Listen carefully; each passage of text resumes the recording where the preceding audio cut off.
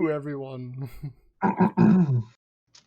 Good evening, ladies and gentlemen, and welcome to another episode of D&D brought to you by Battlecry or Die. Sorry about last week. I had a trip that I went on that I inadvertently had talked about in stream 2 weeks ago. So a lot of you know about that trip, but it lasted.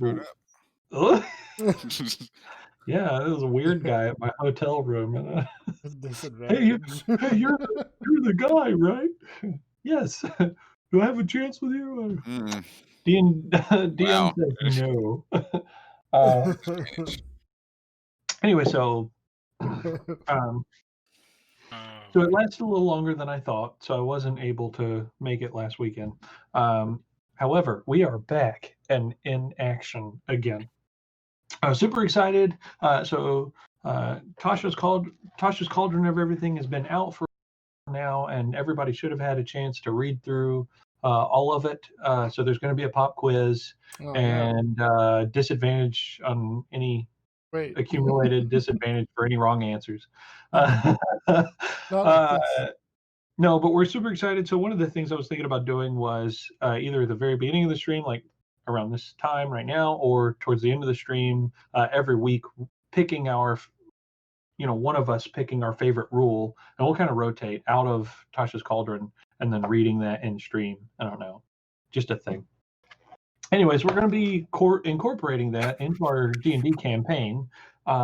So things are going to amp up or ramp up or turn up, or however you want to say that. Anyways, in any case, welcome everyone who is watching or not watching. We hope you join us or enjoy us. We're here for your entertainment, but also for ours. So we love you, but we love ourselves too. So Speak for yourself. Oh, man, hates himself. Most of us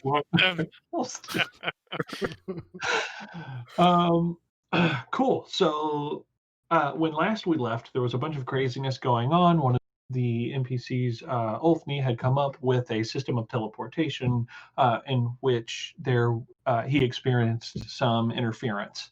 And upon attempting to teleport some folks back and forth, a large, not deterrent, but we'll say diversion happened, pulling some of our characters into an unknown location. After having made their way through the unknown location for a while, they have gotten an idea of, and then because of that, figured out where they are, and are currently in the middle of combat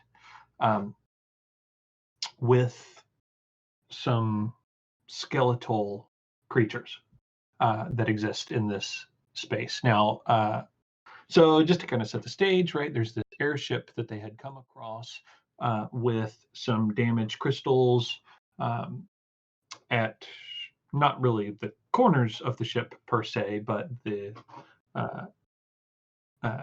two different sides of both fore and aft of the ship. One of the crystals in terrible shape. Skadric is hanging onto the side of the ship with a hand on the crystal and is casting Mending just continually. Roland is currently putting into it this beam's path, holding down this mithril armor that was mostly wrapped up in this weighted cloak, but that cloak has now been eaten through, at least on the one side, and this beam of magical energy that Roland is preventing from hitting the first crystal in line of the ship, so as to prevent the damaged crystal from exploding. That beam is now hitting the mithril armor, but he's continuing to prevent the the beam from touching the crystal for the time being. So that's where Roland is. And Ricard has been throwing some fireballs down into the abyss of the floor, where seemingly not a small army per se, but a small contingency of skeletal or skeletons of undead skeletal pirates have been alerted and are making their way towards our party. They found a lever that opened the ceiling above them, and that opened up, and then the roof above that opened up, causing a large amount of dirt and some wood shrapnel and things like that to collapse into the space, allowing for there to be like this large hill of dirt up to the side of the ship where they're standing. When burst forth from the cabin's quarters, rather, is this large skeletal thing that I neither had a token nor PNG for, so there's just an image stuck there that looks terrible. I also have not had the opportunity to, or have not found what I deem an adequate ship image, so we're still getting the ribs of the ship, just so you guys know. So for anybody who's not seen a ship in an incomplete state from the top down, that's what we're looking at. So we left off at the top of the round with Skadric being the first to go. Now, let me see. Let me just look through my notes here to make sure. Blah, blah, blah, blah.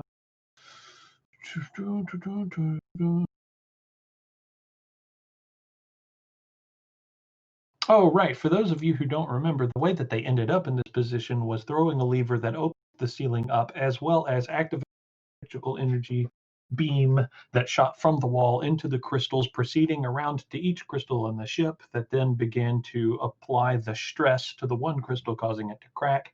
And in a what would have been death-defying leap, or could have been labeled a death-defying leap, Ricard, utilizing his ability to cast Featherfall, allowed both he and Skadric to descend down safely to the side of the ship and make contact so as to prevent the explosion of this crystal.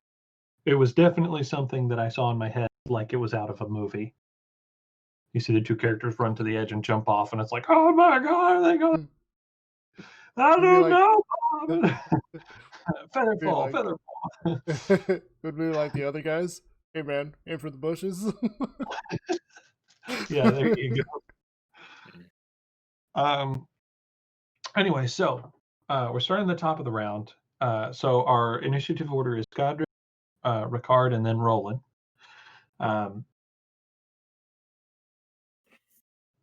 And then anything else that might be in the cave with you. Or dungeon. So, said I'm hanging on? Yes. Yeah, you're like standing. You're like standing on the edge of the ship with your hand on the crystal. Okay. Would you had preferred to move? Yeah. I'm to the end, put my like over the railing. Yeah, I want to plant my feet. Gotcha. Okay.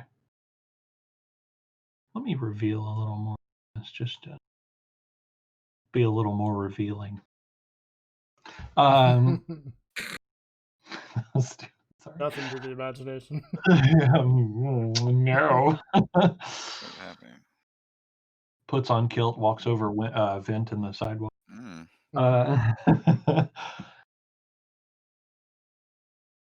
Did I just?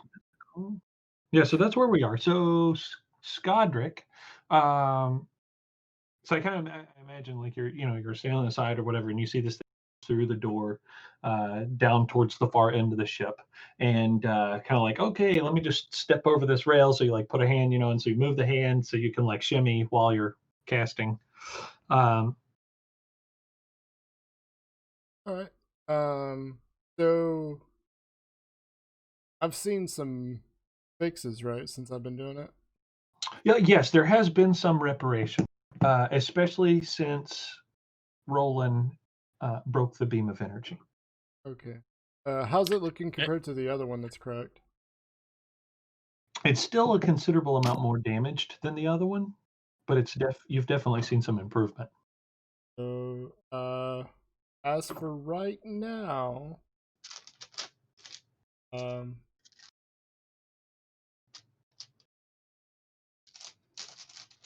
to use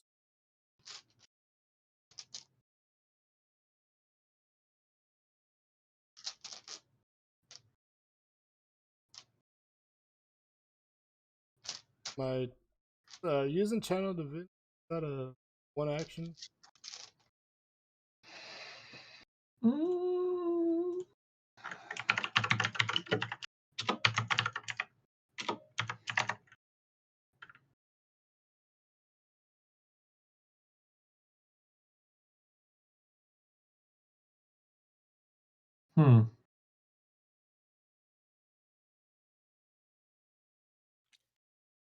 As an action.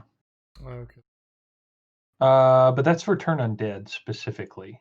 Yeah, that's kind of what I was probably gonna do. Oh, turn undead? Okay. Yeah, so as an action, you present your holy symbol and speak a prayer censoring the undead. But I do not want to break concentration. Well, I know mending is probably not a concentration, but Right. That's censoring with a U, by the way, not with a, because we're part of that cancel culture stuff. Sorry. Sorry. so knowing that it's still pretty beat up, it's probably better to keep mending. Okay. I'm gonna do that, but as a bonus action, I guess I look over to Ricard at my side, and I just give him the look like, man, this is pretty much on you. And I cast Sanctuary on myself as a bonus action. Hey, you get to do all the fighting here. Sanctuary. Or it's either that or we blow up. Okay. So Ricard, also I think you were about to say something. I was Oh, maybe not. just Maybe when I get to my turn. I misinterpreted gesturing. Okay. I'm trying to keep my mouth shut and wait till my turn, DM. Okay. Go ahead, Ricard. Oh shit. Okay. So situation is, uh, one little dude here left alive. Yes. Hurt some, but still alive. Yes. Yes. We got all these guys down here coming towards us, and this big guy right here. Yeah. Is there some sort of check you'd give me as a free action on what he might be or how dangerous he is? Yes. Sure. Okay. So you can either do like a nature check, or a history check, or an arcana check. I'll give you either one of those three. I know that's a lot. I don't care. Oh, that's okay. Go All right. for it. Yeah, I'll do a Arcana. Why not? Okay. That's a 10. Okay. Well, given his structure or whatever, and some, being a part of the like merchant kind of background or whatever, you've heard a lot of stories of the various assortment of people coming through the shop or whatever, as well as some of your family's travels and involvement to that stuff. So given all of that, you kind of tell from the build of this particular creature that this is a minotaur skeleton. Okay. So he is holding a rather large axe. He's got a very large axe. Is it an axe or a polearm? Make a perception check. Okay. Make a perception check.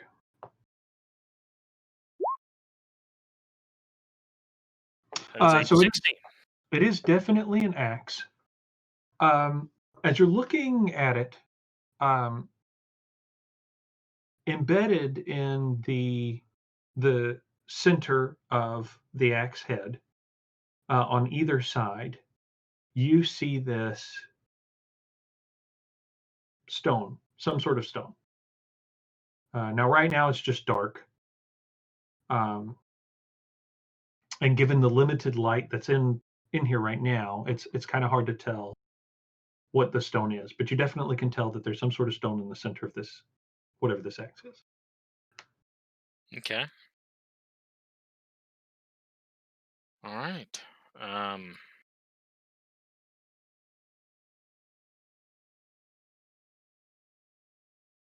Well, shit. Okay. Yeah. All right. I'll do some Ricard calculations here. All Okay. right. And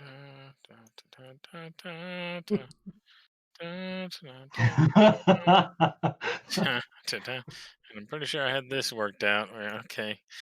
Um. All right. So I cannot speak. I don't think they speak any of them. I don't know. All right. Do from my either of my checks, would I happen to know what language they speak? A Minotaur would speak. um.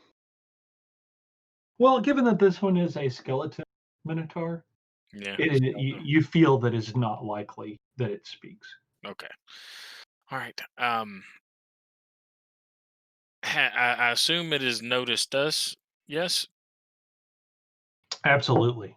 Okay. Cool. Yeah, absolutely. All right. So.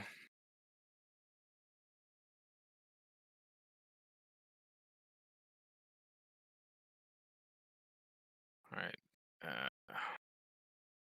Oh, Yes. one thing that I was going to mention to you guys, we can talk about this, whatever. Um, we'll talk about it. We'll talk about it later. We'll talk about it later. Go ahead with your move. Sorry. Okay. Um. God damn it. Roll. All right. So, can you kind of lay out the landscape of the deck of the ship, just to save me from trying to remember what was said last time? Is it Yeah, a certainly. mound of dirt in on the deck of the ship? Am I remembering that right?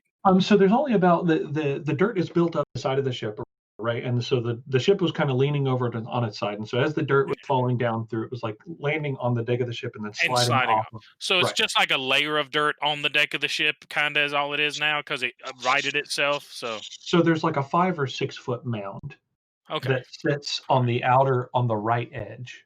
All right. Here, let me draw. Let me draw. I'm gonna freehand some I got stuff you. with my. I was just And making sure I had right up my on- mindset for the layout of our Sure. arena here. So here Um, is your like hill of dirt, right? That's kind of mhm. stacked up to the side of the ship. And the ship is leaning, so the deck is at like a 45 degree. Um, and then it kind of comes in like right here. If the deck is leaning, doesn't that make it difficult terrain, like all Yes, the way across? Okay. yes. It All is right. absolutely difficult terrain all the way across. Okay. Um, I don't think I'll have a hard time reaching me, in one round, but okay.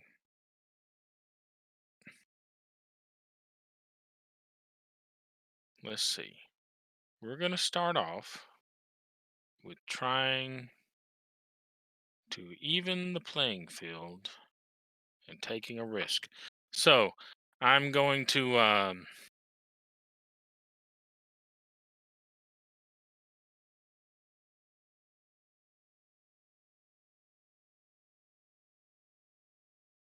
lean over the point my way past uh, Skodrick and fire a fireball from the wand Okay, down at the ones on into. the ground here. Okay, now where do you want it to hit? I want it to hit as many of them as possible, so I believe striking here, maybe here. would give us would hit everybody except for this far one over here. Am I right with my measurements for Okay. fireball? Let me look. Yeah, it's 20 feet. I think it's 20 feet, if I remember correctly. Yeah. Okay. Yeah. So it'll strike right there and just boom and hit everybody except for that one on the far right. Right. I tell you what, could I move it? I could move it one more over, couldn't I? There's no reason I couldn't move it one more No. over Yeah. No. No, and not hit at all all. of them. Yeah. Right. That little cute guy right there. He's working hard being at the Let yellow me get the. belly. I'm just gonna blow them all up. Okay, so I'm gonna hit all. Okay. Okay. I don't know why I thought I couldn't for some reason, but I Sure. am. I'm gonna hit all of them. Okay. All right. And so that'll be my 1 full 8 die 6. Yeah. Go ahead and roll. And okay, I am going to. I'm probably just going to make a collective dexterity. No, that's not right. I was going to make a collective dexterity roll, but that is either going would to go suck. really well for me or Oh, poorly. So I'm not going to do that. me This is just too. going to It be. would go bad. Could go really bad for me too. All right, so I'll roll damage. Here we go. 27 points of damage, half if they save. That's not bad. Okay, that's not bad. It's not bad. Not too bad. Let's see. Couple of ones there, but 4 5s, so that's not too bad. All right. So here come a series of rolls. Oh, he's a. Oh. Yeah, like 4 or 5 of them saved, depending on So what the let's tech score see. is, maybe. But we'll know in a minute. All right. So I'm just going to do the same top to bottom, left to right, top to bottom, left to right. So okay. And then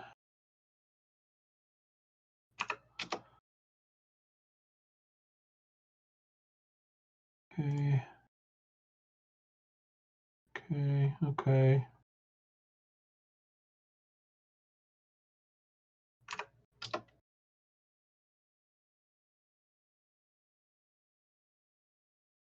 Okay.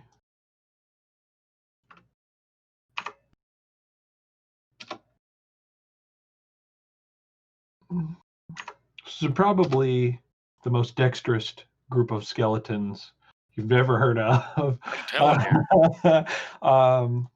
So you launch the fireball, right, and it shoots down and hits the helmet of the one that you were aiming at, and just explodes. As it explodes,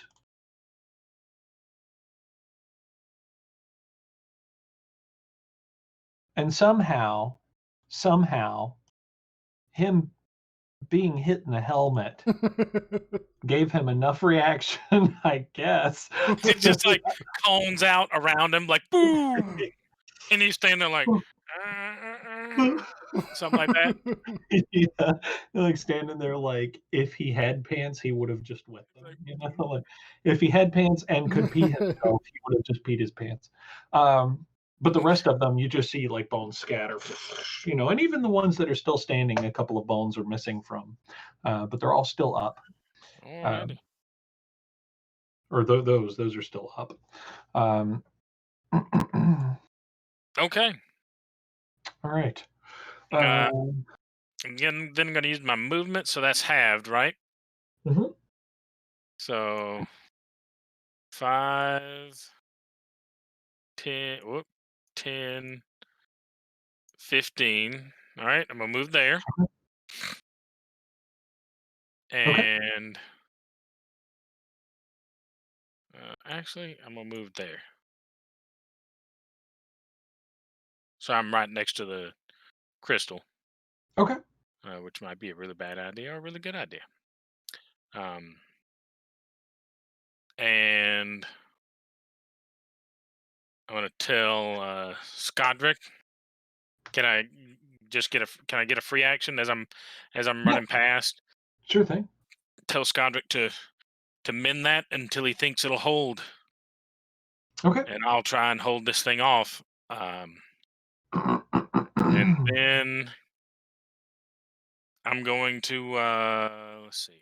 What can I do with my bonus before I do anything else? Not much. Not much.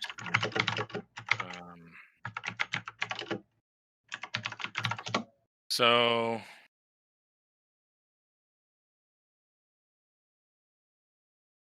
action search. Hmm. And then I'm going to unleash a shot from the wand of fireballs, which should have a full complement of charges, right? Except You for the have two I've shot used, today. yeah. So you used 2 already. Yeah, I've So used you 2. have 5 left. Yeah. Now 4 left.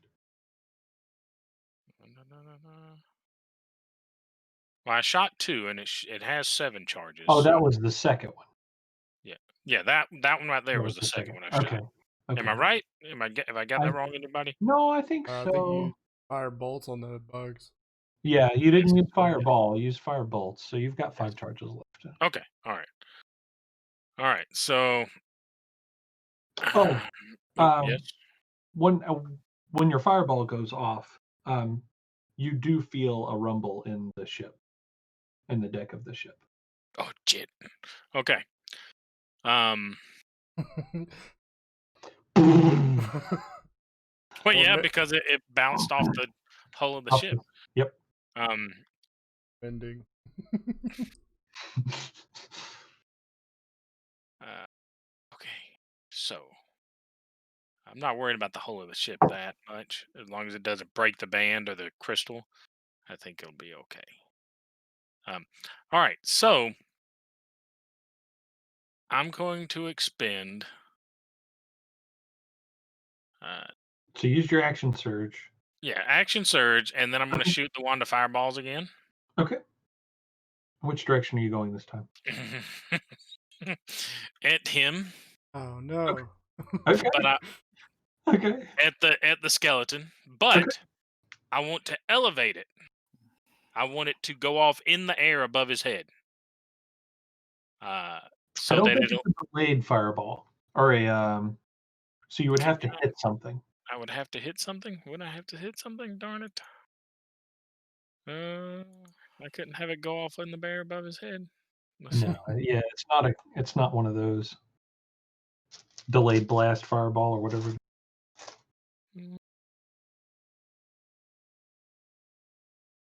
No, it's a point within range is all it says.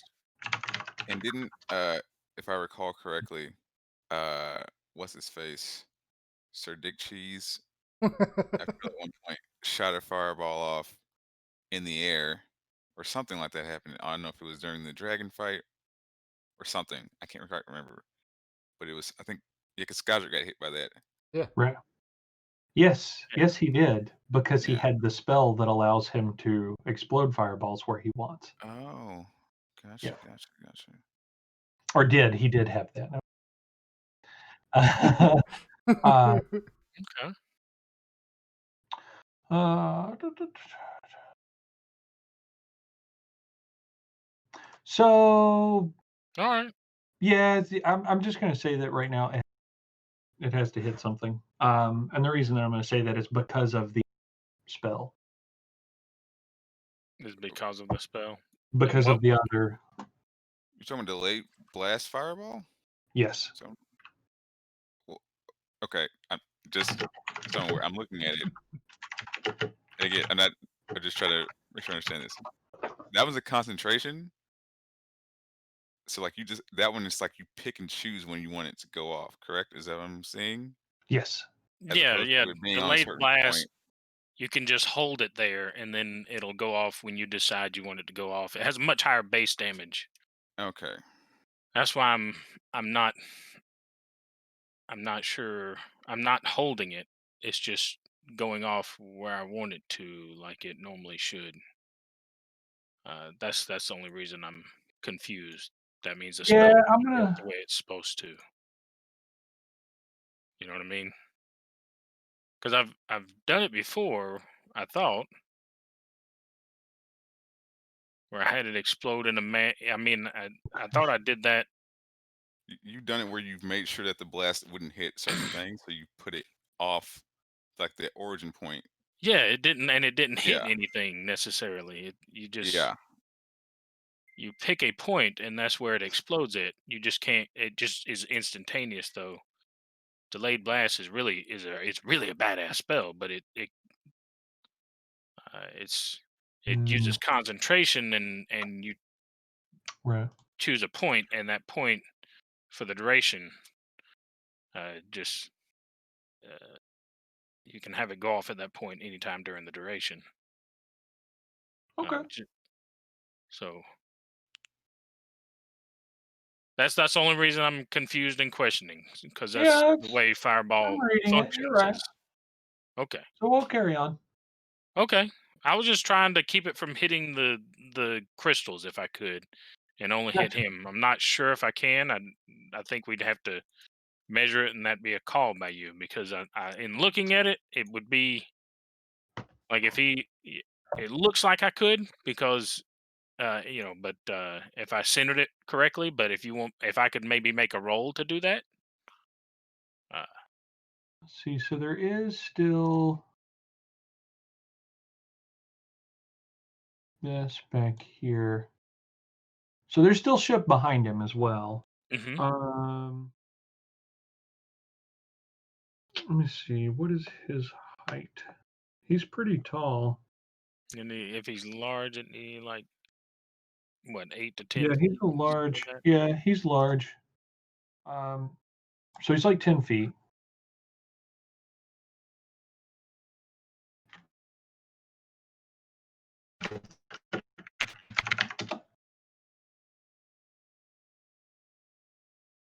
Okay, Avery, what are you doing, bro? Oh no, he's been kidnapped by some girl. I don't know if you guys are seeing this in the group chat. I use kidnapped. No one has actually been kidnapped. Twitch. Yeah, there's no I'm need for any phone calls. yes, I'm saying that as a joke.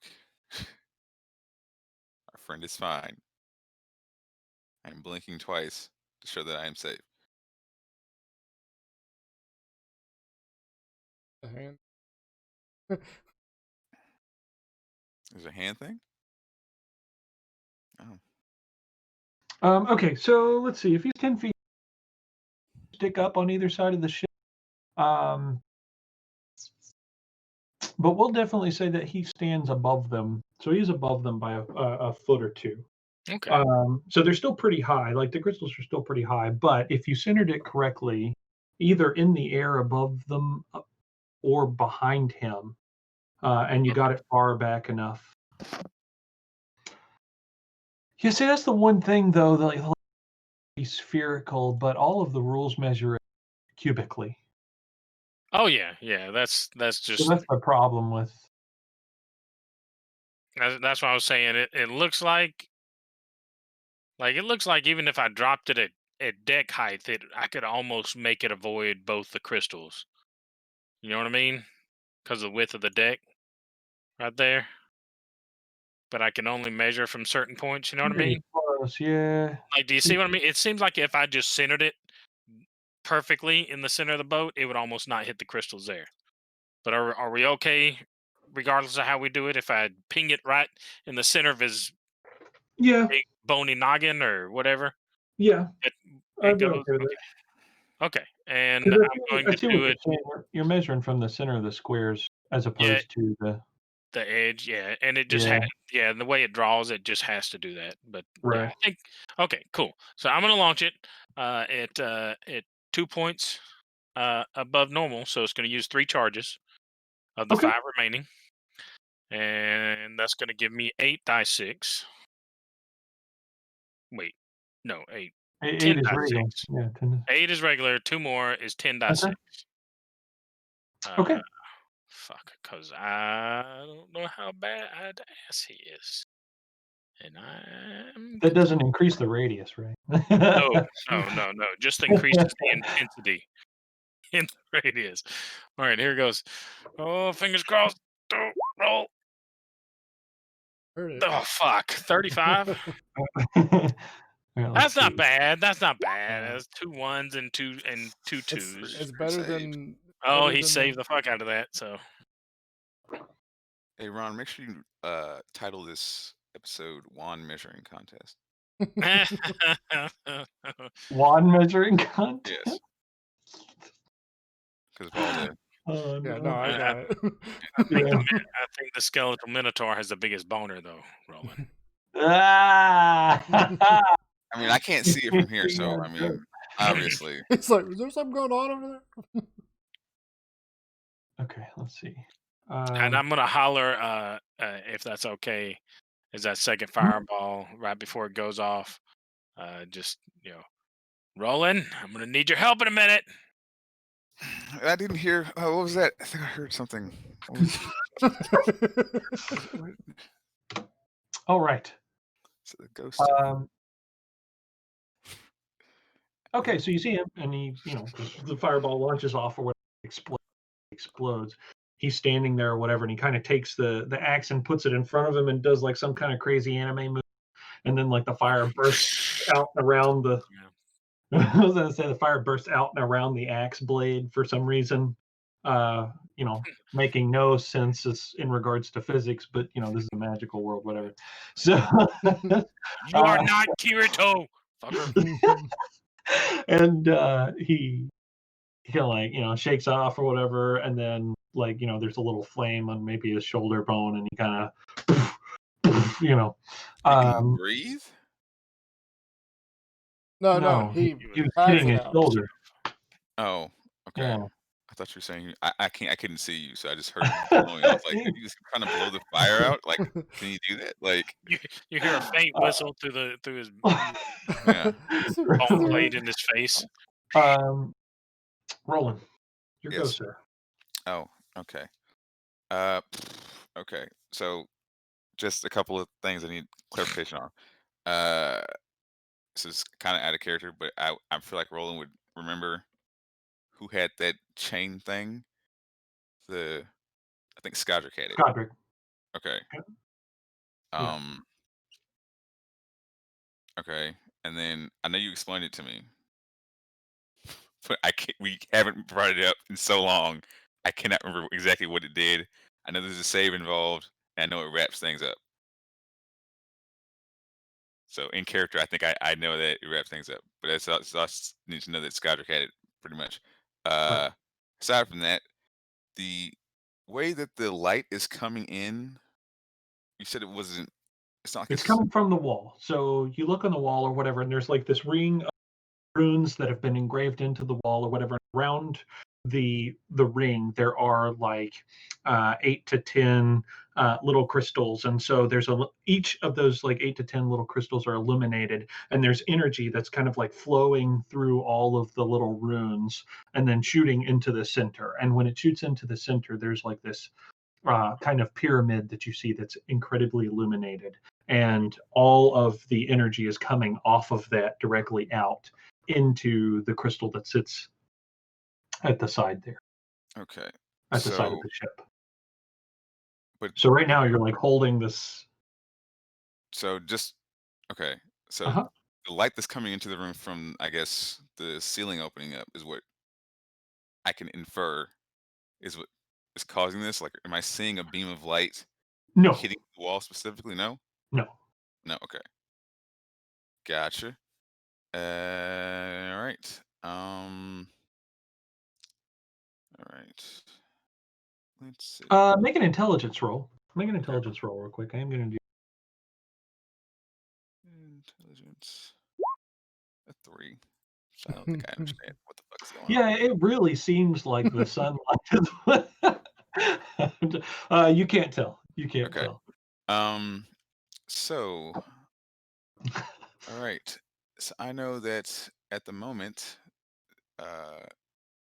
this little plan that I had blocking this is delaying the crystal from exploding. or at least the light shining through into the crystals. Let's see. How far? And I did hear Ricard yell for me to assist in some way. Okay. Okay, so okay. Now, DM, I'm going to ask a question. Yes. Hopefully, I'm not asking too much. I'm basically just asking, would I? I mean, I guess I should ask Skodrick, but I'm not sure. The chain that it would have been in like your backpack. It wouldn't have been like out on your body, would it? Right, it's in my. Of It's probably course it is. hanging off my backpack. The Okay, so the probably rod. It's a or it rod. is. Okay, it probably is or it is. This is what I need I would say clarification on. I would say it's attached to the side of my backpack Okay, for DM, support. are we making that canon or not? That's what I need to know. Yeah, Because I unless don't you want put it in the bag of holding. to. Okay, No, it's on me. Okay. all right. Yeah, so he's got it. It's probably sashayed onto the side of his pack in such a way Okay. so as to stay vertical when he's standing. All right, I'm gonna do a thing. It's basically just a stiff rod until he speaks the command word, and then it goes Okay. all loosey goosey and Okay, this can go wrong. wraps. Minutes. wraps up. Okay. Anyway, It does what it does. I'm just gonna fly over to Skodrick. I know. Do we say that the dimensions of this boat are accurate or no? They're pretty accurate. Yeah, they're pretty Okay. close. They're So I'm gonna fly the 30 feet okay. over to Skodrick. Okay. Okay. Actually, before I do that, I do need clarification on this item again. Was it an attunement item or no? It wasn't. No, But it's not. Not. It's, Okay. yeah. Cool. All right. So I'm gonna go over to Skodrick. Okay, I'm so going as to, soon as you move, that and then, beam of energy hits the crystal again. of course. You guys see the energy weave back around the ship, making it back into the crystal that Skodrick is standing at. There is, when it hits that crystal, there is a pulse of light that comes out.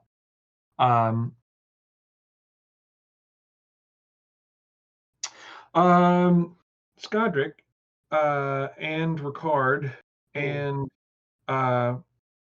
Roland, I need you guys to all make dexterity saving throws. Oh, God. Love it. Cool. I love it. So glad you did whatever you did. I'm so glad you did whatever you did. Hey, I was asked to come over here. I'm sorry. Who asked you to come over here? Who did? You I asked said when you're done. when are we done? I don't know. I'm holding something over there. I'm trying to stop this situation. I don't know what the fuck is going on.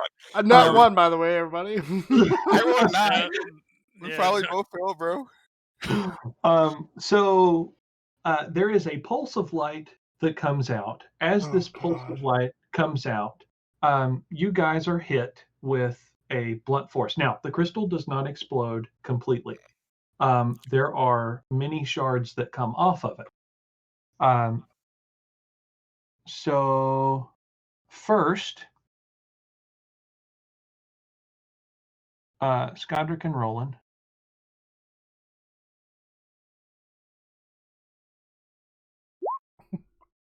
So that's 5 piercing damage. Okay. That is 5 bludgeoning damage. Mm. And you guys are pushed back 10 feet. Okay. So that's. And do I take half? Half of the, we'll say half of the piercing damage. Okay. So just half of one of those 2 damages. Okay. I removed myself. Okay.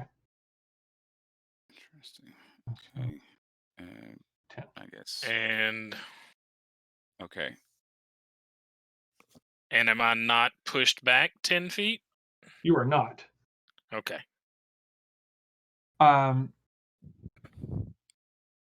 Now, everybody roll a perception check.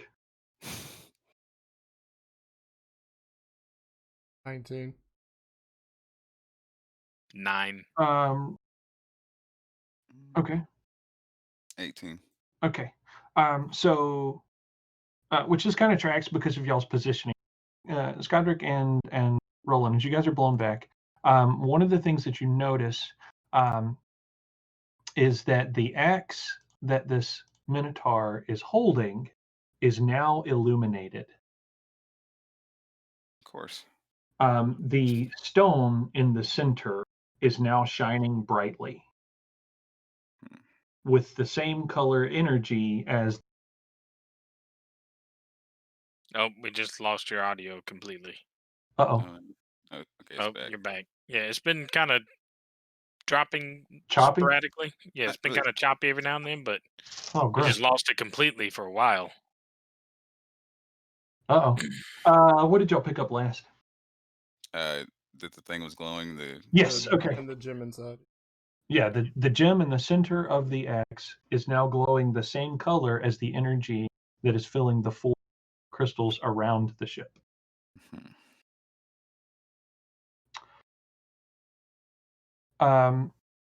Okay. All right, so Roland, you can finish your turn. Okay, I'm gonna grab the thing off of Skadric. Okay. Okay, I'm gonna use my bonus action to dash above his head, like probably get. Well, how far is that? I'm closer to him now. But yeah, being hit. He's like 10 feet.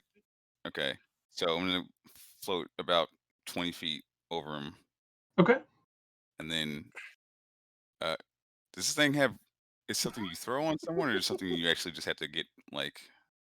No, from what I remember, I just used it as a chain. Yeah, Okay, you just tie people up with. just tie people up with it. Yeah. Okay, and then it locks, it latches that way. Well, yeah, when you tie it, Okay, it all right. holds. Okie dokie. All right. So, let's see. Um, 10 feet. One thing that you guys do notice also that is a little encouraging is that the ground or the deck of the ship that is beneath the Minotaur, there are a couple of like little scorch marks or whatever, but the wood has not caught fire.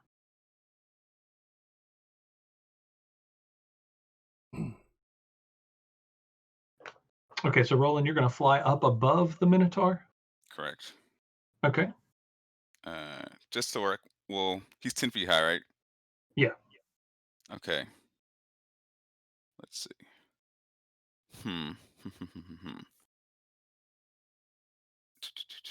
Okay, so I don't want him to hit my associates here. I don't want him to move either. Oh, this is a shit show. Okay.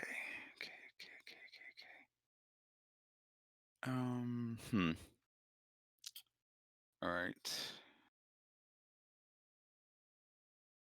Let's see. How long is the actual chain itself? Just making sure.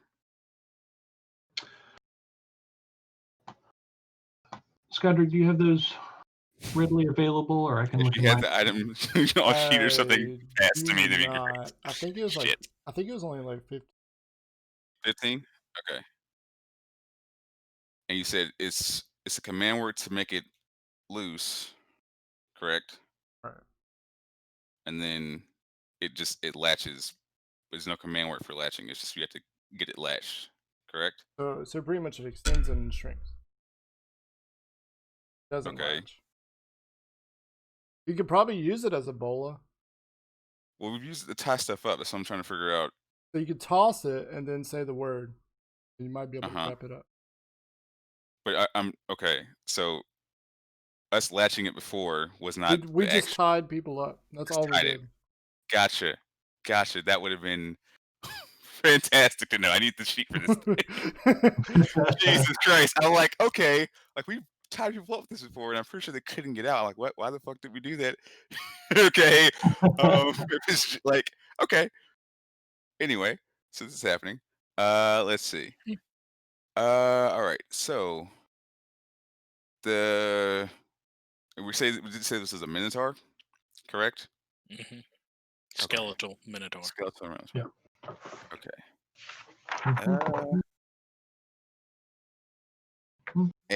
Okay, you saying you can throw this? Is it an actual thrown weapon? This is all information I need to find. If is this an actual weapon or just homebrew? Because I can just look it up. Oh, it's just a homebrew. Shit. Is it okay? So DM, is it the thrown? Is it something that can I be mean, thrown? you can It's a throw rod. anything. That's Yeah, not it's a what I'm rod. asking. It's a rod. Okay, Yeah. but in chain form, is it thrown? That's what I'm asking. Is it throwable? Well, okay, like if we had the thrown property, this is mainly the only thing I'm asking. If No, it does not have the not have throwing the thrown property. oh shit. Okay. This is a horrible decision all around. I'm This thinking, is- It really is a bad decision all around. all I around. I have I a literally net that will thought- fly 60 feet that you could trap him with, but yeah, I thought this chain was something special. I'm like, dude, It's not. oh yeah, because like you were like, oh yeah, let's wrap this. I can't remember who you wrapped up with. You're like, let's wrap this person up with. It's like, okay, cool, yeah, we use that because that The thing Red is Wizard. special. Yeah. I thought it was like a special chain that wrapped No, it's people up. just a chain that It you was keep a as a fucking rod. chain. But you had to use command word. I'm like, oh, okay, so it had to be like a magical. Because it's a chain that- rod. You know a rod that's a chain? No, I got that. I understand that it's much more limiting than I thought it was. You've never chained a rod before? I don't do that. Roland doesn't do that. Anyway, You've seen Skydrick chain the rod before. yeah, I thought it had had other flavor text to it that it doesn't have. I just want it to be known right now. Yeah. If we all die and become skeletons, Ricard is going to walk with that rod and smack Roland's skeletal head Fair. every time he sees him. That's all. That's the only thing. Now- if we can just make that canon, if we die, that's all I'm asking. Okay, so you said it's a rod right now. It's a rod, correct? Yeah. Yes. Is that simple weapon? Is it martial? Do you know? We'll count it as, for the purpose of weaponizing, we can count it as a Or you cut out? I did not hear you. Yeah, Yeah, cut out. counted as a what? quarterstaff. Oh, okay. Oh, okay. I'm going to do a thing.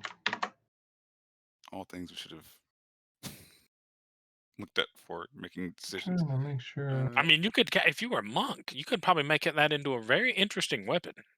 Yeah. Sure. You know, So quarterstaff is just that would has probably be versatile kind of as neat. the thing, but it doesn't say. It means you can use one or two hands. It's not. Yeah. Always it's simple not- weapon. Okay. It's not finesse though. Yeah, I just need to know if it was simple or not. Mhm. So, because I'm pretty sure I have proficiency with both simple and martial because I'm a ranger now. I just need to know that.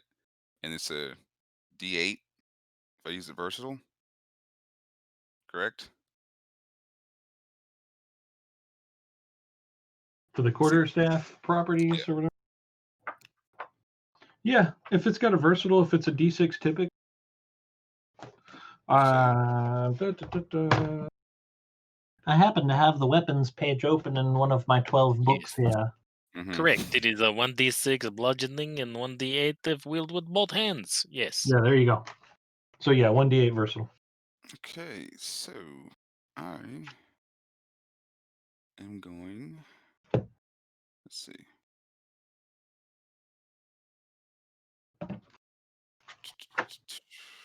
Okay. I'm going to get myself killed by doing this. Entirely possible. We shall see. Can't let Skydrick get hit. Ricard already died once this week, so let's not do that again. And okay, I'm gonna fly into melee range. This thing doesn't have reach on it because it's a quarterstaff. It's not like a spear or anything, right? Or anything like. Right. Okay, so got to be within 5 feet. I'm not sure how much space he's taking up. Wait. That works. Okay, so yeah, I'm gonna. See. Okay, my other hand is free. Drawing a weapon. Did we say that was a free action or no?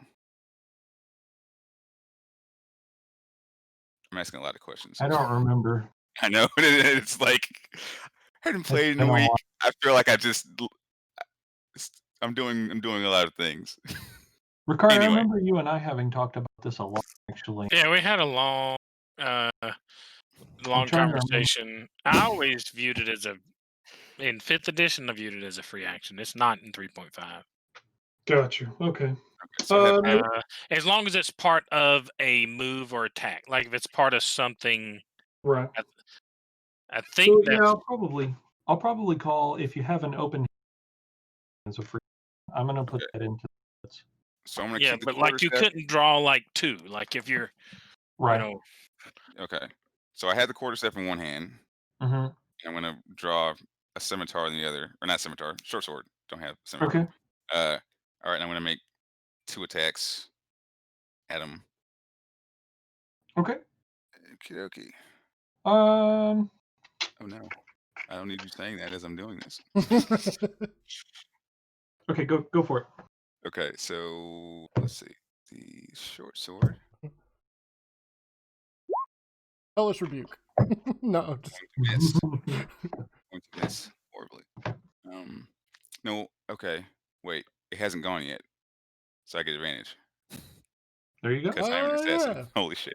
It has not gone. Holy shit! It didn't do anything. I love it. I love that it didn't do anything. Okay, so quarterstaff. It would be. I guess. it would be a die 6 if Yeah. you're. So it's the willing to same get as a short that in. sword. Yeah, and I'll just roll a short sword again. That's okay. Yeah, that's fine. What is he gonna do? Is he gonna like say the keyword? Is it swings? Like what? I'm literally just gonna hit him with the thing because I'm assuming the damage is gonna change from piercing to bludgeoning. Correct? Oh, it is bludgeoning. Yes, it is bludgeoning. Yeah. So that hits. Okay. So that's not gonna do any sneak attack, of course. I'm just gonna roll damage. That'll be. And that's 6 bludgeoning damage, not bludgeoning damage. Yep. piercing, right? Yep. Yeah. Okay. And then let's see. Should I be stupid and move? He's probably gonna try to hit me anyway. So either get hit now or get hit and my turn's over. So You like swing. When you swing, you hit. You hear a couple of his ribs crack. okay. Which swing? The quarterstaff. Because the other one missed. Yeah. Oh yeah, the other one did miss, didn't it? Actually, you know what? To be fair, I'm using my bonus action to move. So never mind. That second hit wouldn't have come out. Oh yeah, you used your bonus action to dash. Yeah, I did. Well, then which one would you have swung with then? I mean, I can flip a coin to be totally fair, as opposed to me trying to pick. Because obviously I'm going to try to pick, you know. What? DM flip a coin. DM, would you flip a coin? Maybe. Yeah, I can flip a coin. There you So go. we're doing a D4 D4 or something, and then just say high, low. I see. Yeah, that's fine. Okay, I'm gonna go. So high is the first 2 attack, or the first low is the second 2 rolls. Okay. Or vice versa. Wait, what? I need to know. What did you say? You can't say that. He just double talked us. Holy shit, we're gonna die. So we'll say that 2 and 4 is your quarterstaff, and then Okay. 1 and 3 is your short sword. Okay, evens and odds. I got you. Yeah. So All 1 right. and 3 is the short sword. 2 and 4 is your. Jesus, man! Oh, fucking hell!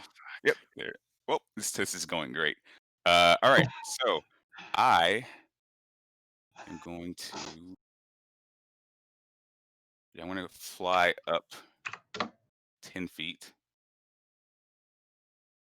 So he's going to try to take a swing, I'm assuming. Oh, yeah. Find out what kind of damage he does, guys. Here we go.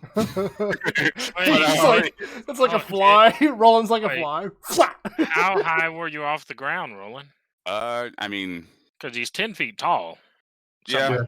So melee range could be. I would have been high enough to get Skodrick's thing, so I'm assuming I've been just barely off the ground, and then.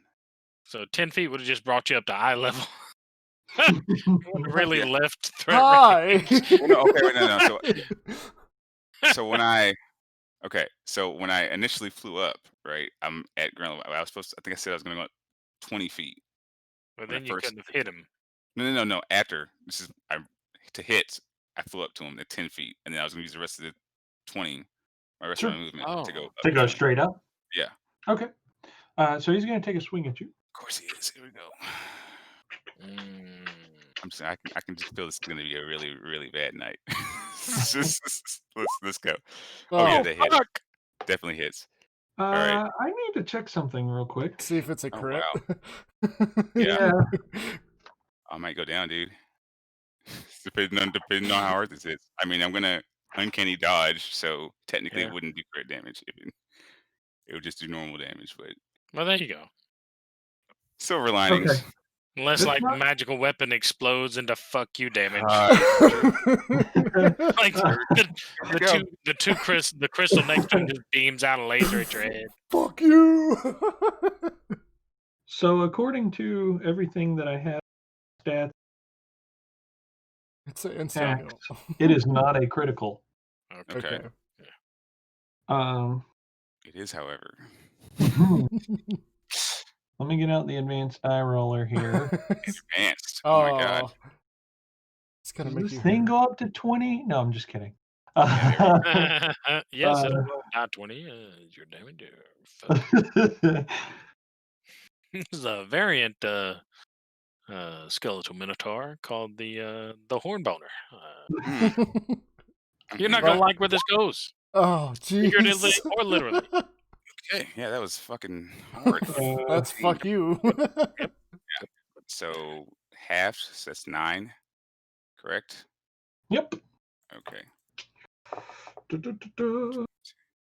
All right. And fly up 20 feet. You imagine that if he had a voice box, he would be roaring or grunting or something. It's like, yeah, don't let him hit you.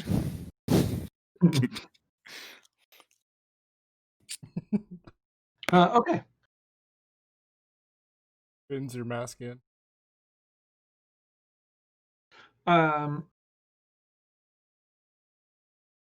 Shit, it's It Yeah, is. it is. So you're 20 feet up from him. Yeah. What is his strength? Hi. Interesting.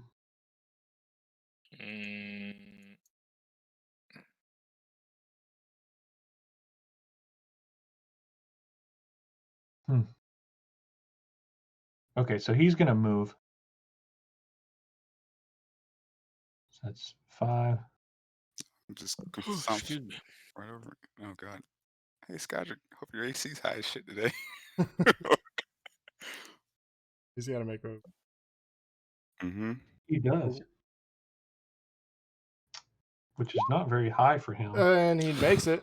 Or Wow, maybe. look at David. Maybe. Hey David, I don't want to hear you complain about your rolls being low, bro. I don't want to hear it anymore.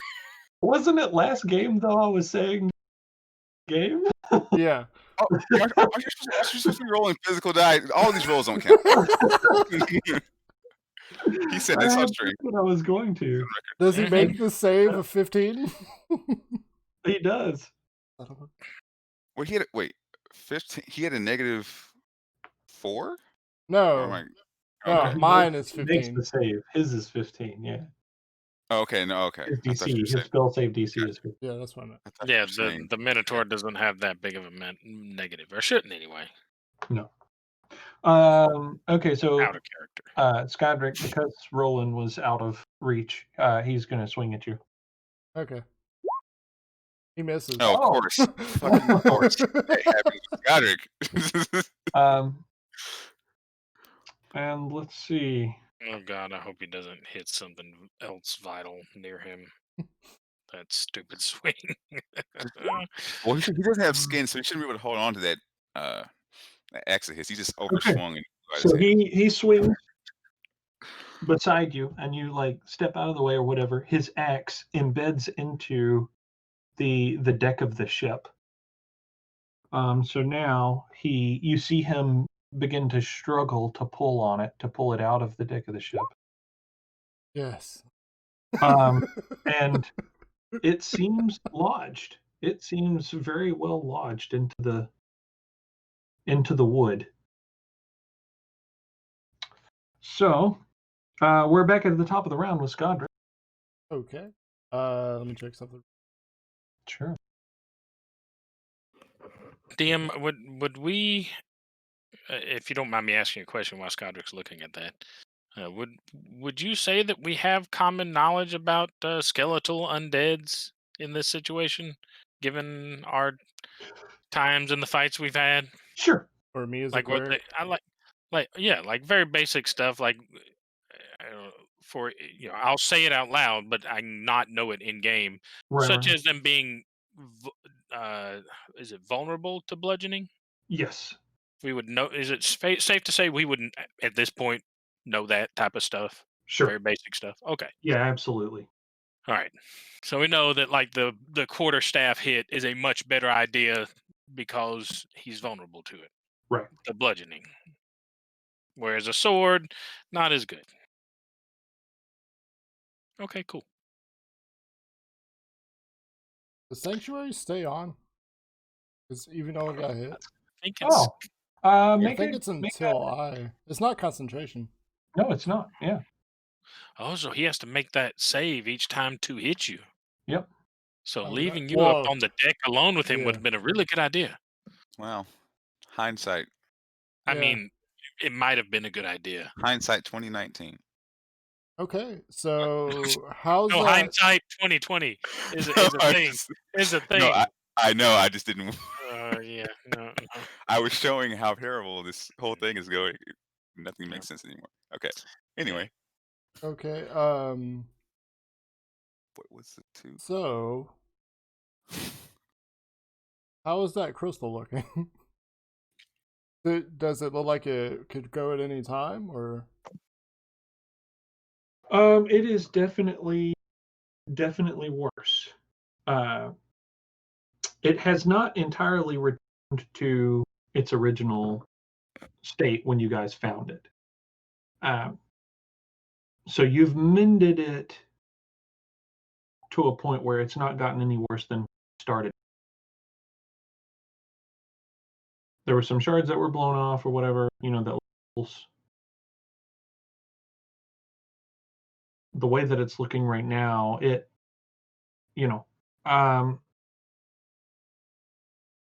so make an intelligence check real quick.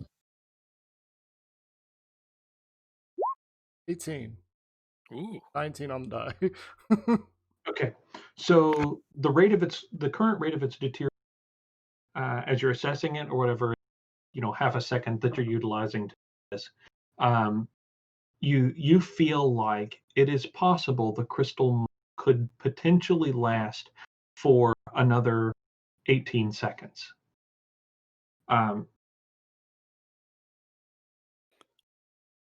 You do feel like that is with the possibility that another one of those pulses happens each time within that 18 seconds.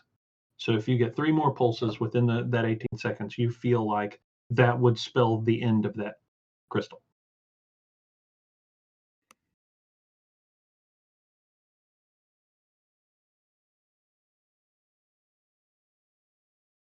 Okay. So that's 3 times with the pulse. Right. That is if it has the pulse, right? Yeah. Okay.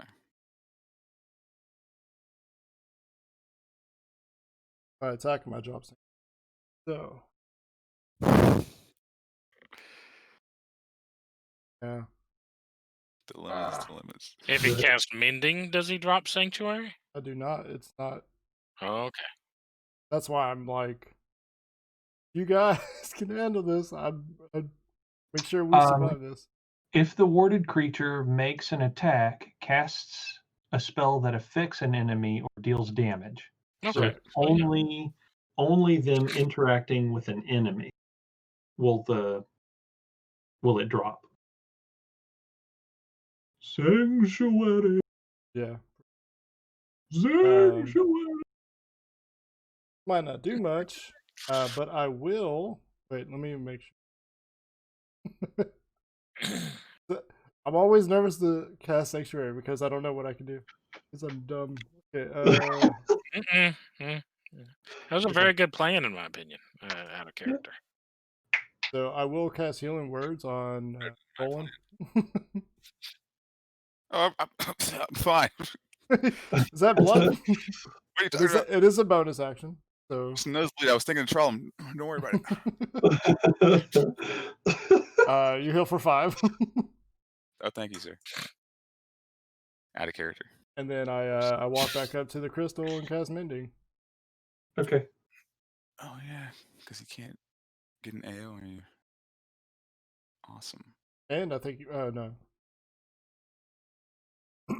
He could try. Well, no, he can't. Well, can Axe is he? stuck.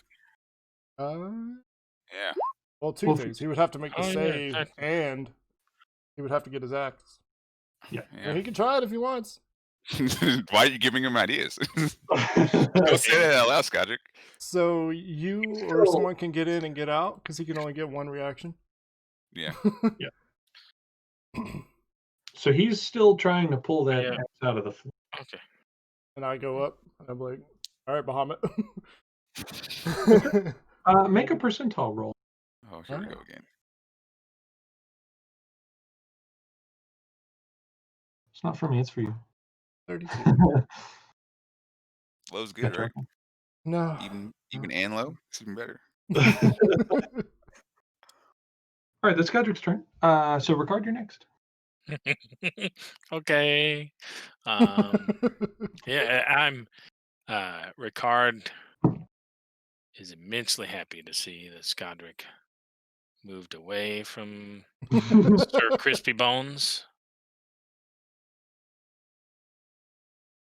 because I'm going to oh,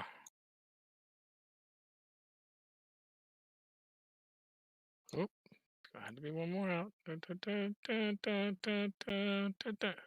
Oh, one more. Oh god. Okay, there we go. It's gonna hit him. Does that count as hitting the Minotaur, DM?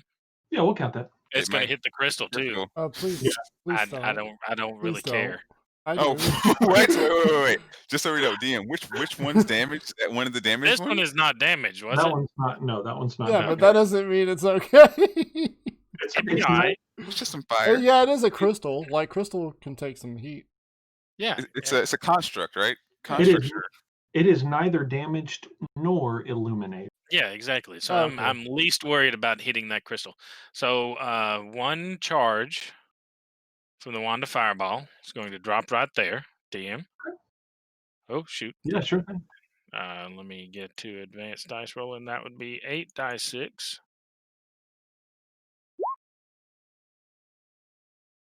Oh fuck! That was 14 damage, and it'll hit our one little dude that was left alive. And then I am going to which one was which? I always in group situations I'll cut I out. can, You I cut can- out. You'll always go left to right, top to bottom. okay. I don't know why I'm cutting out. That's so. It's the same thing that happens sometimes with your audio, and I don't know what you do to fix it. But sometimes you fix it, and then it's fine the rest of the night. Yeah, give me a But second. okay, just to finish out my turn, I'm gonna move forward. I can only move 15 feet though, right? Is that correct? I believe that's correct. Yes. Difficult terrain, so that gets me to right there, and that's it. That's because I believe. I mean, I have my bonus, but I don't think there's a whole lot I can do with it right now.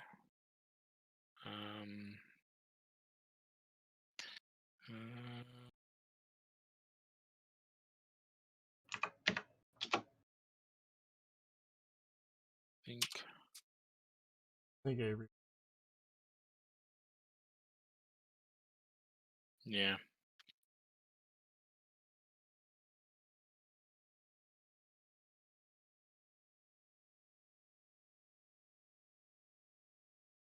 Wonder what those guys are doing right now. Roland thinks to himself. Drinking tea with her mom.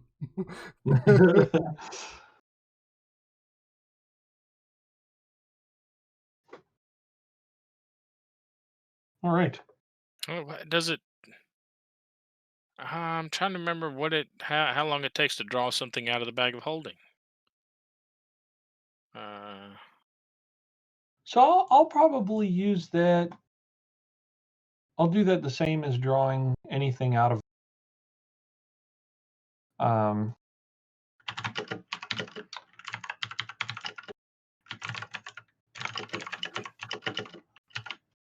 That's pretty.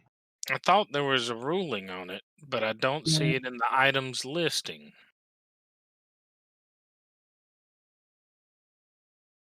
Okay. 2 rounds to retrieve an item from a bag of holding and subsequently attack with it. Pretty much want to grab Well, it. yeah, 2 rounds to draw and then attack. Okay. So Yeah. it takes an action Yeah. So yeah. to draw something from the bag of holding. Okay.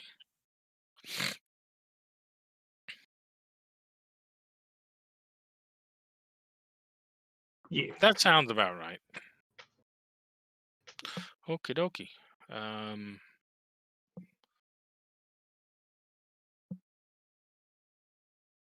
don't think there's anything I can do with my bonus. Okay, so that's the end of my turn. I'm gonna say to Skodrick to keep mending that crystal. And could I use my bonus to look for where Roland dropped the cloak and armor at DM? Is that okay? Sure. Okay, so Yeah. perception check Yeah. or Yeah. Make a perception check. I would say that or investigation. One of them. I got a 6, so it don't really matter. So the fortunate part is that it's not very far away, so it's not difficult to tell with the illumination of the crystal that Do I Skodrick stub is my toe working on it, on. maybe? So it is right there next to Skodrick. Okay. All right.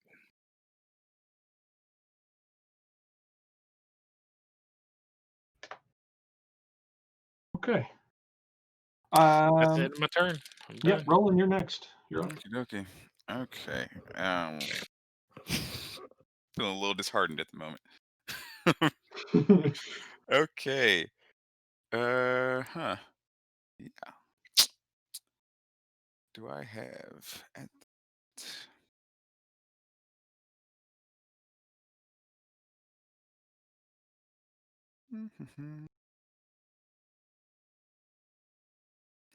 Okay, so I think okay, I'm gonna use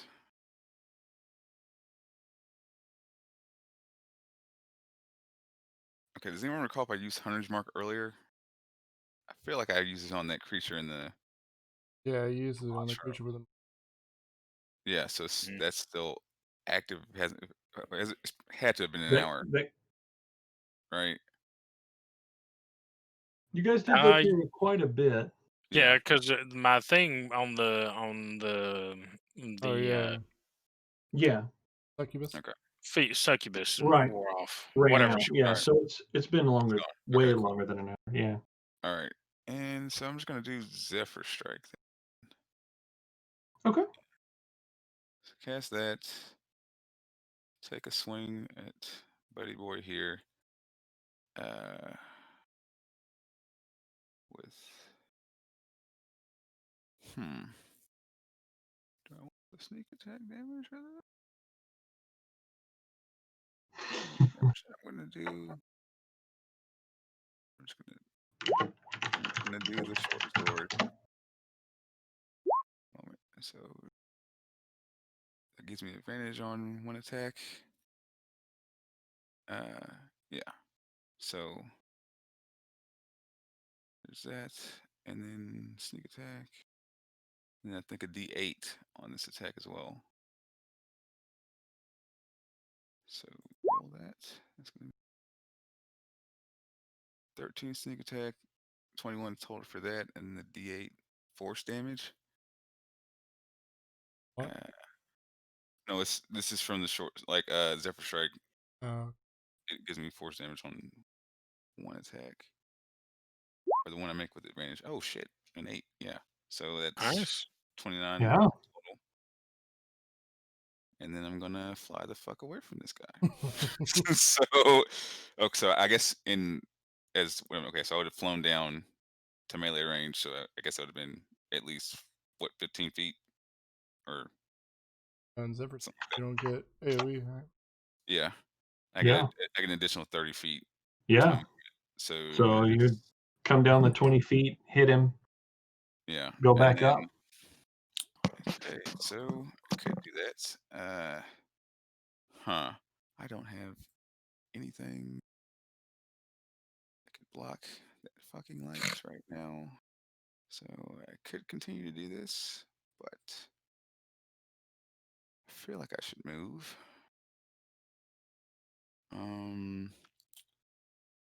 All right. So as far as me, okay, picking things up. This is all stuff I should know already. I'm sure. I would have to sheathe my weapons, correct? And then try to grab something, but that's going to take an action, I'm assuming, so I wouldn't be able to do it, correct? I think that's what we had decided. Okay. No. We weren't doing sheathing the same. I thought were doing sheathing the same way we did drawing. Well, Like he couldn't sheath it the would be staff. sheathing and then grabbing He something. couldn't- yeah, he Oh, couldn't sheathing and sheath. grabbing. Yeah. Okay. Yeah. So I'm just gonna. Because I think we had determined swapping weapons.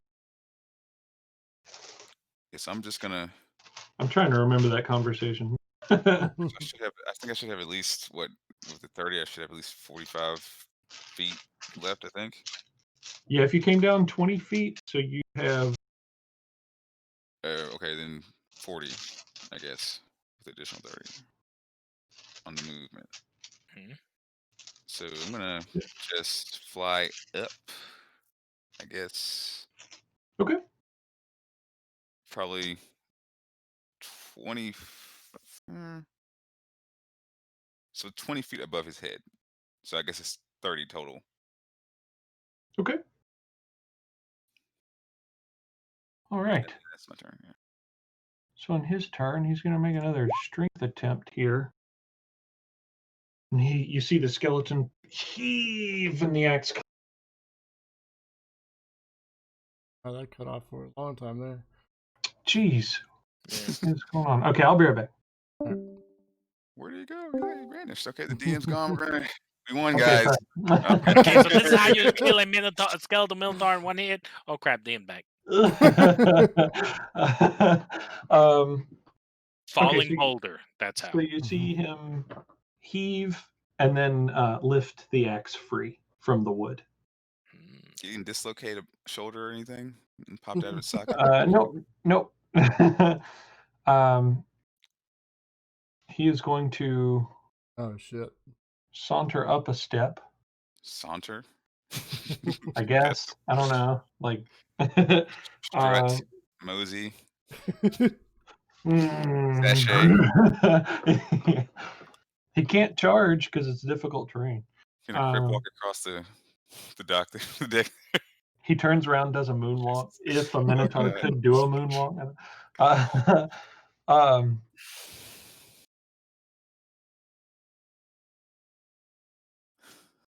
Yeah, so he's just going to move up to you, and then he makes like some kind of motion as if he were roaring, except that there's no audio because the DM's audio keeps cutting out. So that's what. Insert roaring here. Yeah. Do it in post.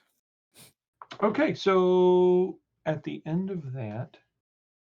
Oh man, these are raw. Ooh. Well, that's better. The last one was low. This one's high. Maybe it's good. Yeah. So you see the light inside the crystal begin to well up, Skadrick, but then it dies back down again. Okay, so Scondrick, it's back to you. Top of the round. So I will.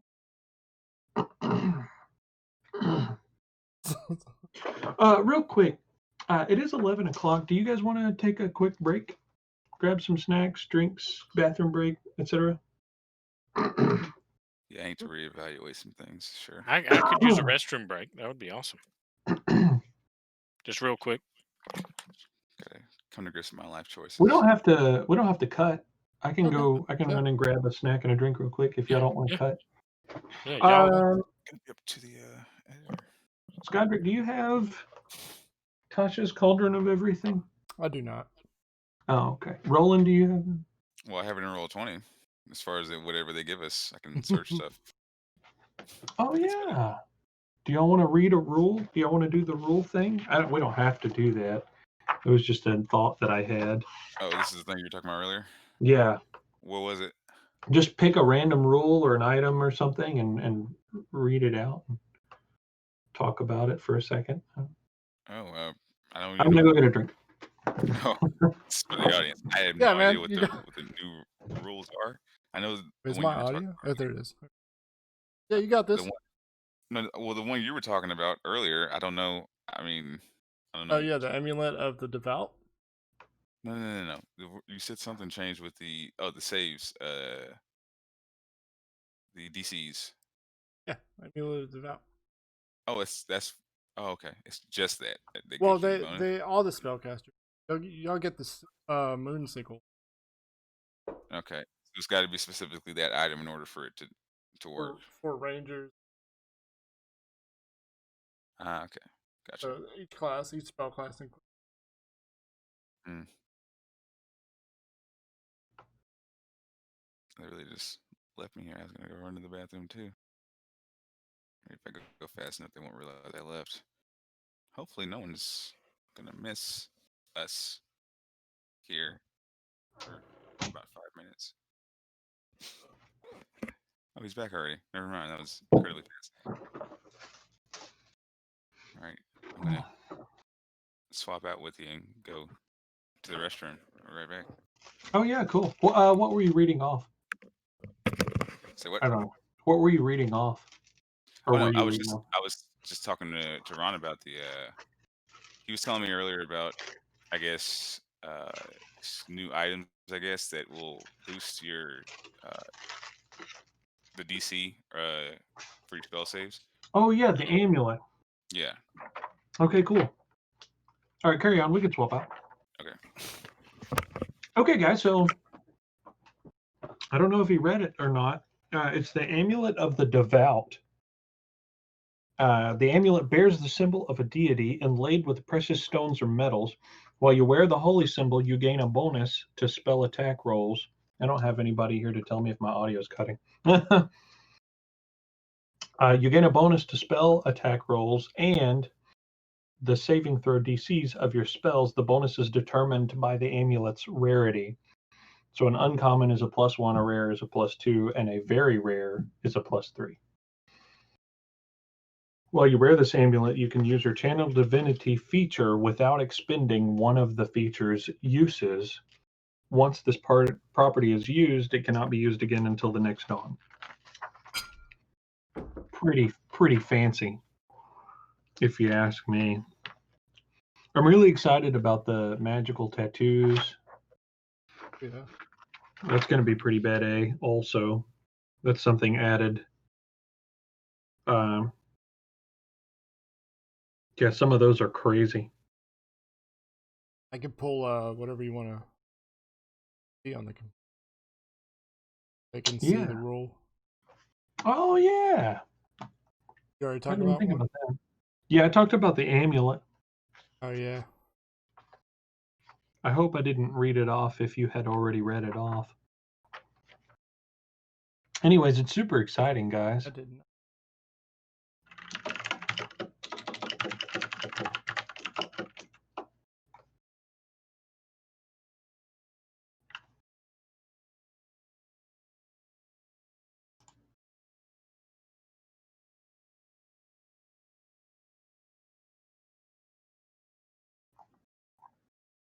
Sure. Ballin'. Thanks, man.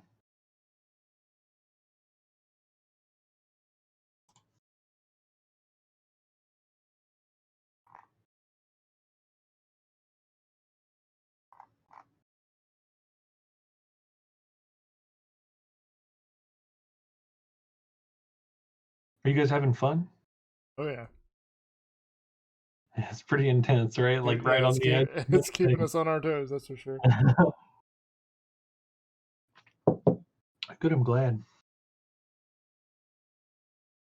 Cool.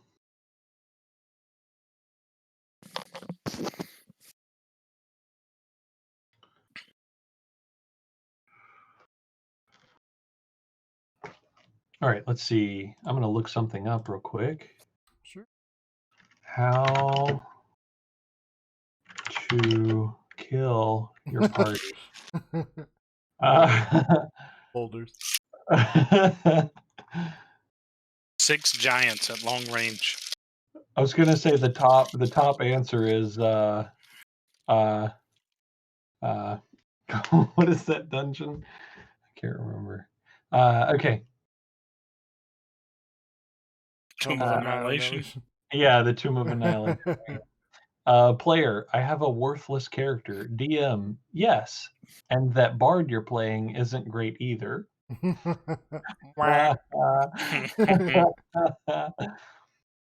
Why do paladins wear chainmail? Because it's holy armor.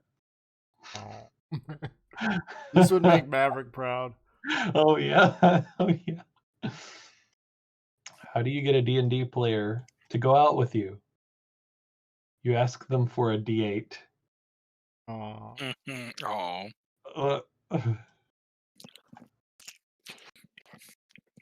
I felt that this was appropriate. Why did the halfling stop dating his warforged girlfriend? Because she was too high maintenance. That is clever though. Right?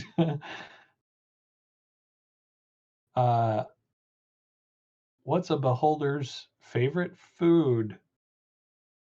Ice cream. Okay. Wah, wah. Okay. They're getting bad. I'm done.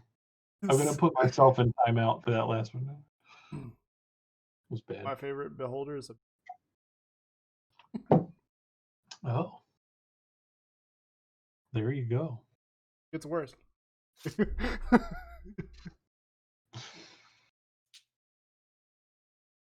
Let's see. All-purpose tool. The all-purpose tool is another wondrous item. Yeah, do it. Oh, it's a screwdriver. Well, that mixed with like orange juice and something. This simple screwdriver can transform into a variety of tools. Do what? ALPU. ALL hyphen. Hyphen. That's right. ALL hyphen Yeah, PURPO. Yeah, there you go. Can transform into a variety of tools. As an action, you can touch the item and transform it into any type of artisan's tools of your choice. Apparently, the person that helped to produce this book is a Doctor Who fan. that is kind of cool, yeah.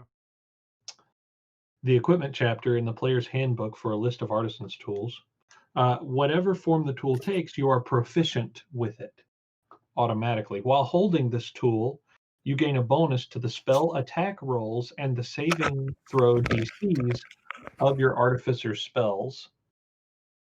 The bonus is determined by the tool's rarity. As an action, you can focus on the tool to channel your creative forces. Choose a cantrip that you don't know from any class list. For 8 hours, you can cast that cantrip, and it counts as an artificer cantrip for you. This is it requires attunement by an artificer. Yeah. Once this property is used, it can't be used again until the next dawn. Bros, okay, so I'm noticing a general trend among some of these items. All the spellcasters. Yeah, they're specific to spellcaster classes, and And half Grant. spellcaster. Yeah. And grants some serious bumpage, if we want to call it that. So, if like your hair is flat, you want Bump it up. to. Hey, it's like me. Right. I use a lot of bumpage in my. Bumpage for your grindage. No? No one? Fuck you guys. Okay, so. God damn it.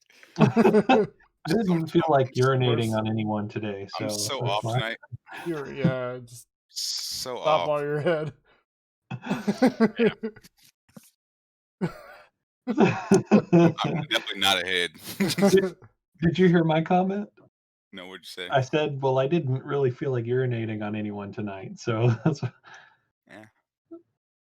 that Well, was the this same minute guy, to- right? Like, Yes, David. It Okay. was in fact R. Kelly. okay, I had to make sure. Okay, so we're back at the top of the round. So Skodrick, it's your go. All right, I will mend. Yeah. Make another D100 roll for me. Man, to Bahamut. Okay, I'm good.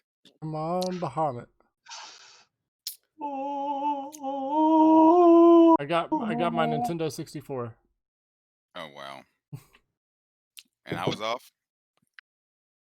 I've been off tonight. I am almost tempted to give inspiration for that. I'm just saying. Wow. That one? I don't blame you. I do not blame you. Not nerdy enough, apparently.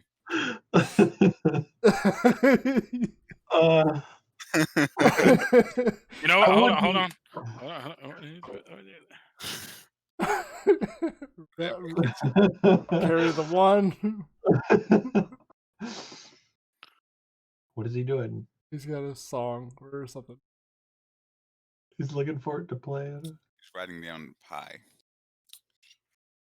I can't hear it. This is not going to be a working. copyright problem. Yeah, I still can't hear it. Wow. So they're really good. Your mic does. Darn it. Wait, can I Yeah. do it? Is it the banana? Nah, dang it. That sucked. It would have been so awesome if it would have worked. It was Well, there. apparently your mic is incredible at noise cancellation. Yeah, it's Apparently. amazing. I'm playing this video right next to the microphone. Yeah, Oh, yeah. Is that time? Yeah. Yeah. Heard it Okay. that Go time, ahead yeah. and ruin the There we joke. go. Here we go. It took me a minute. It's so long. I failed. I heard the chime of Bahamut.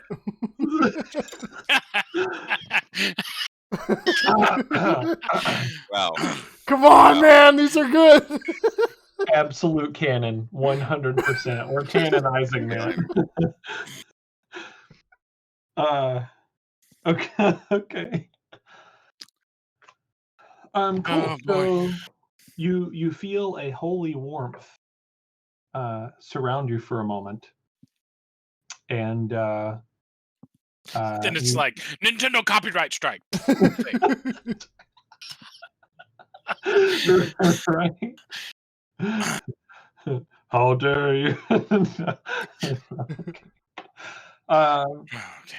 Yeah, so you feel this warmth, kind of engulf your body or whatever, as like the light shining from above from the cracks in the openings in the ceiling above you are almost, focusing on you specifically, and you kind of feel that energy flow through you to your hand as you're holding to the side of the crystal.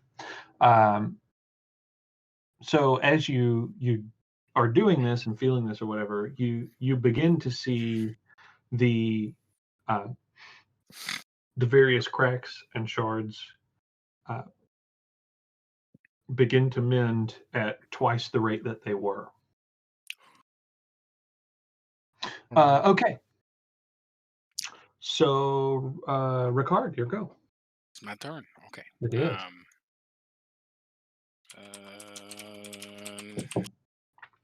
This big old guy.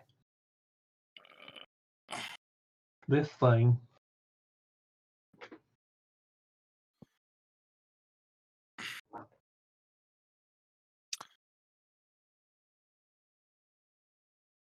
If I remember correctly, if I do a ranged attack spell in melee, I have to do it at a disadvantage.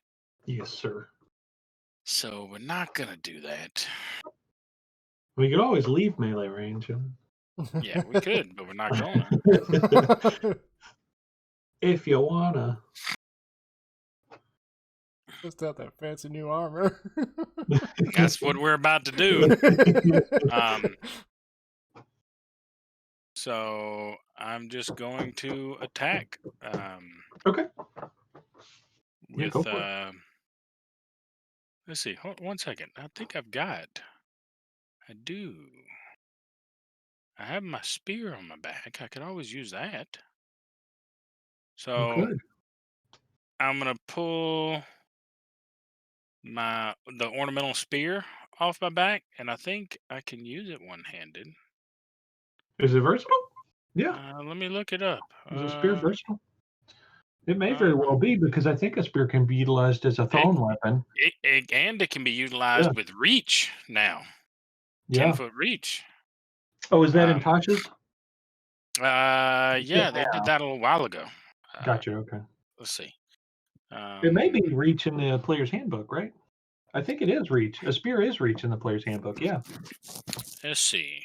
I It's don't 1d6 piercing, range, it's thrown, and versatile. thrown and versatile. Yep. Yeah. Gotcha. That and the javelin are the same in terms of All right. reach. So yeah. I'll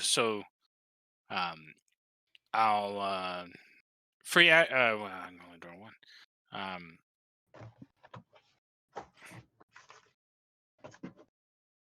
So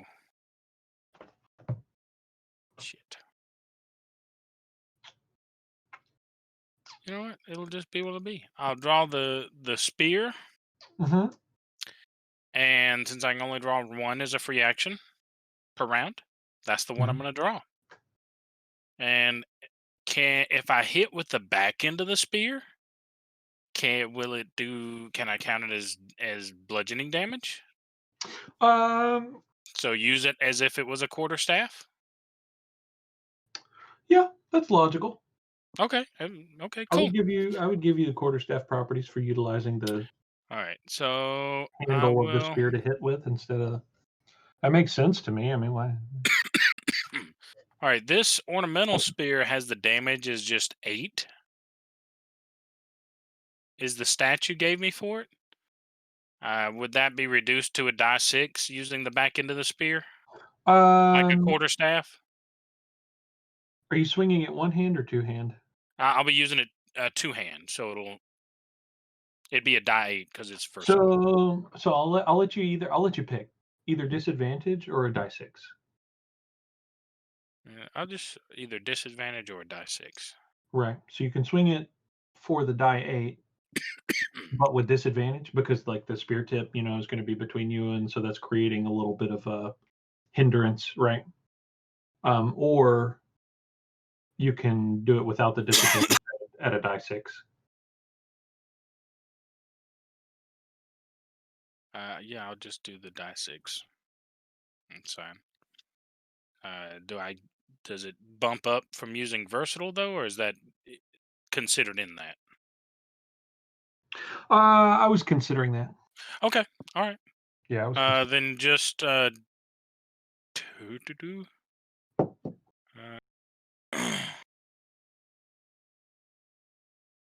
okay, so this does have the damage is 1 die 6 plus. Okay.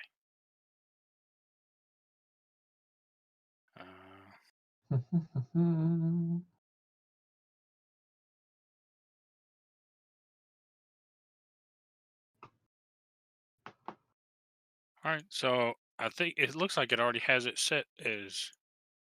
It just will be bludgeoning instead of piercing. Yep. So I roll the attack. Oh yeah, that hit. 19 hit. Okay. Yep. Absolutely. So back into the spear. Boom. Well, now that's not right. 0 plus 4 dex. That doesn't look right. Do you want me to just roll it manual? Yeah, Or why did it give you a 0? That's weird. yeah, that I don't. Yeah, roll it manually. If 'Cause you it want should. to, roll it manually, and I'll give you the Oh, modifiers. here we go. If I just type it in, that'll function. I'm gonna click it again. Okay. There we go. Oh, 13. Wait, what? Because I think it automatically has the 8. Does it? The last one That's said odd. +0, though. I don't know Why what's did it give happened me? to that item. It has 4 Oh, decks and 4 on a mod. yeah. What is that? Yeah, I don't even see where that's on here. We'll have to check that out. So I'm just going to take the D6 plus the dex. Yeah, 5. Okay. Yeah, 5 was my roll. Yeah. And that's my action. And then as my bonus action, I'm going to use Second Wind, which is 1 die 10 plus fighter level as a bonus action, regain hit points. So 7th level fighter, so it's a die 10 plus 7. Cool. Do it. There we go. I got an 8. That's not bad. Yep. So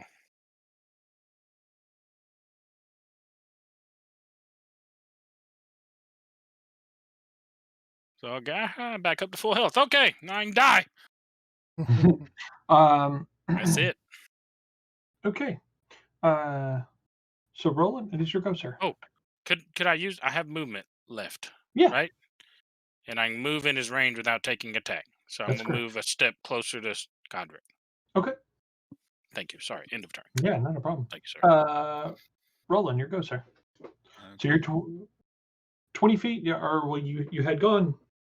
Did you want to move to the full extent of your movement? I'm trying to remember.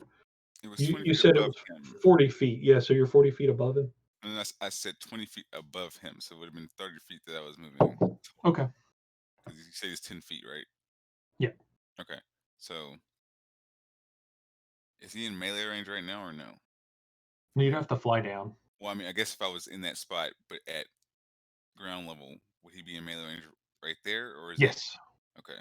Yeah, I'll consider that melee range. And is this flanking? Because I'm behind him, and Ricard's right in front of me. Yeah. Making sure. Okay. So Yeah. I'm gonna just fly down to melee range, Okay. and then make. If you'd stayed in melee range, I would have had advantage too. Damn it. Oh, yeah. Short sword first. Advantage. Is a 16 hit? It does. Okay, so it does have. That was terrible. Wow, 2 1s. So that's a 16 on. Terrible. Yeah, because it was 2 1s instead. It's 2 1s and a 5. I'm Yeah. so sorry. Calm yourself, sir. Okay, Superior Guardians. So you come down, you swing your weapon or whatever, making contact with essentially what is his spine. Mm-hmm. As you do that, you find that your weapon just moves through the bones of his spine, kind of like at a downward angle or whatever, coming across. The rib cage begins to separate from the spine itself. The various portions of the spine begin to crumble, and the entire skeleton just drops to the ground. Oh. Ooh. Okay. Na-na-na-na-na-na-na-na. Yeah, I guess. I mean, thought he would. The one thing that you guys had realized is that none of the skeletons on the ground had been coming up the dirt mound. Right. What the hell are they doing? They don't have brains. Does that mean They we're are out of all- initiative? Yes. For the time being, you guys are all out of initiative. Immediately grabs the thing on the ground, the stuff I left, and flies back over to the. Thank you, Roland. What the hell were you doing? Okay, I don't have time to hear what he's saying. I'm so Can I walk over and well, I'm standing right here next to his fallen body. I assume the only thing there is that axe. Right. Yep. Can I Arcana the axe?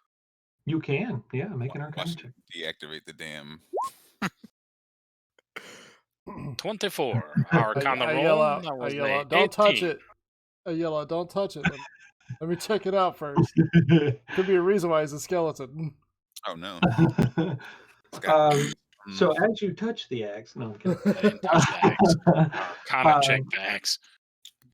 So it is definitely magical, and you find a very strong magical link between the axe and the crystals of the ship specifically. So Okay. as you're kind of getting a sense of what this weapon is supposed to do, or what its features are, you begin to get the sense that perhaps this axe was designed specifically as, or to be utilized as, a defensive mechanism for the ship itself. So someone who is on the ship is intended to be the person wielding the axe. So that it would be something utilized in the, like boarding parties or something like that. If somebody tries to board the ship, or So it's not like it's a control mechanism for the ship. right. And So what kind of axe is this? it's a great axe. So it's a standard great axe, with the exception, with one exception, that its magical properties. The reason that you feel like it's meant for ship defense specifically is because of its magical properties. Okay, so I want to summon Mage Hand and have it pick up the axe. It can lift 10 pounds, so it should be able to lift it. Unless there's something I don't know.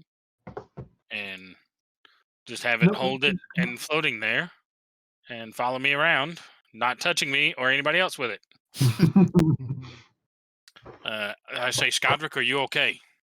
Yeah, I'm good. I'm just finishing up here. Right. So Skodrick, as you're standing there and you're continually, like kind of praying to Bahamut and kind of, funneling that energy through to the crystal, the illumination of the crystal begins to grow from the inside and become even more solid. And as this illumination begins to grow, you note that the cracks in it are nearly completely reduced, have almost diminished to nothing. Now, what you are noting is that there are like the various shards or pieces of the crystal that came off during the various little pulses, or pulses of energy, that those aren't necessarily sealing up so much as they are smoothing over. So they're becoming these smooth divots in the stone surface.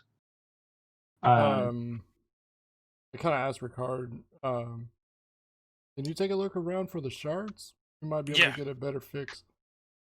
Yeah, I'll look for those. DM, can I roll an investigation to try and find any of those I can? And I also want to see what the skeletons are doing while I'm doing this, if you don't mind.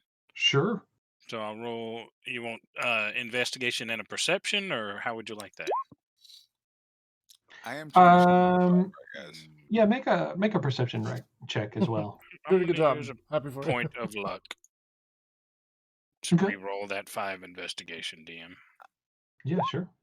I am trying to stop 15. the light from coming through. Correct. Before I destroy this cloak completely. Yeah. Okay. So as you hold the thing back down in front of that beam of light,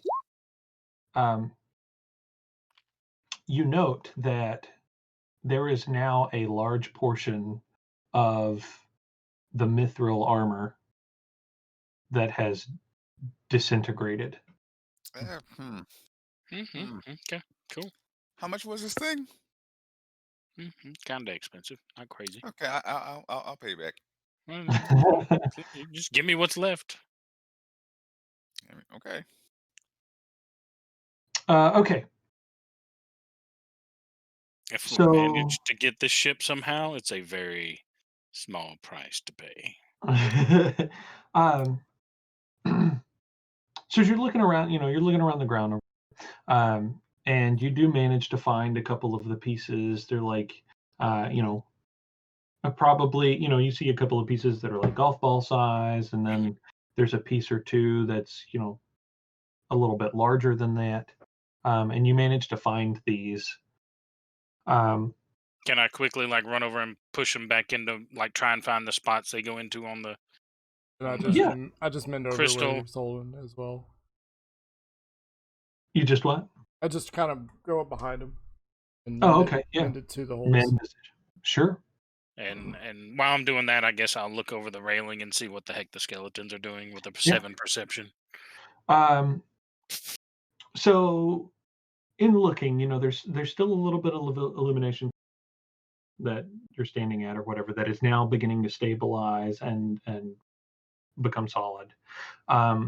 The skeletons seem to be gathered around some other silhouette on the ground. Shit. There is something that has made its way into this space. So, Where do you see Ricard? so I need before everybody to make a perception check. Okay. Oh, okay. So roll initiative again, guys. Thought it was over. 14. 18. 19. Okay. I heard you could see shit from over there.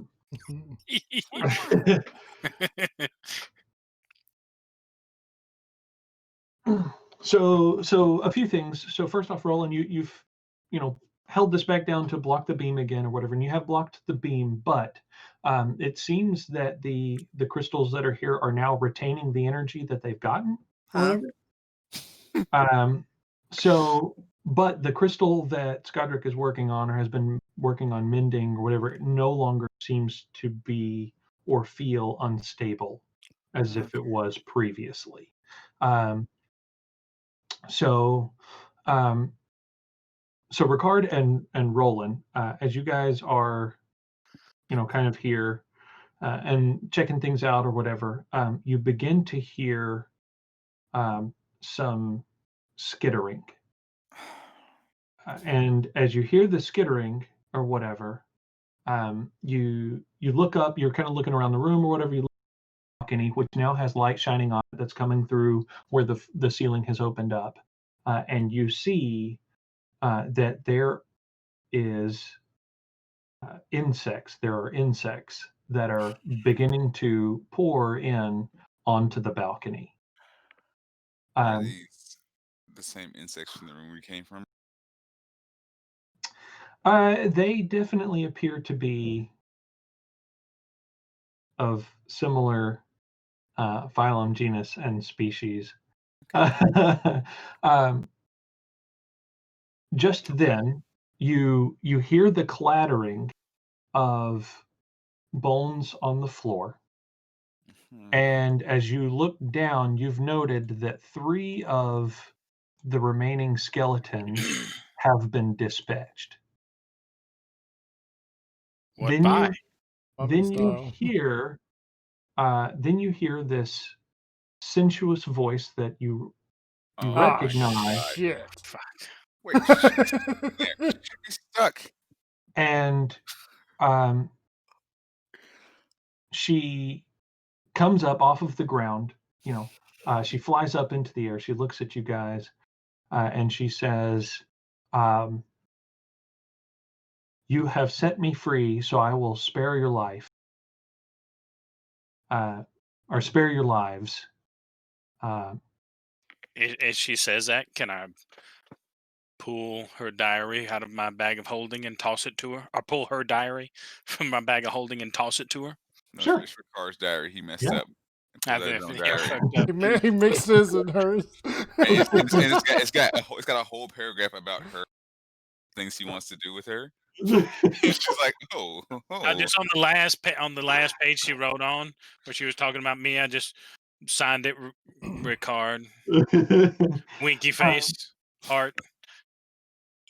So she says to you, well, she thanks you first for returning her diary or whatever, but then she says to all of you, you may not want to stay here long unless you plan on handling the bugs. And then she flies up Before out she of the leaves, opening in the ceiling.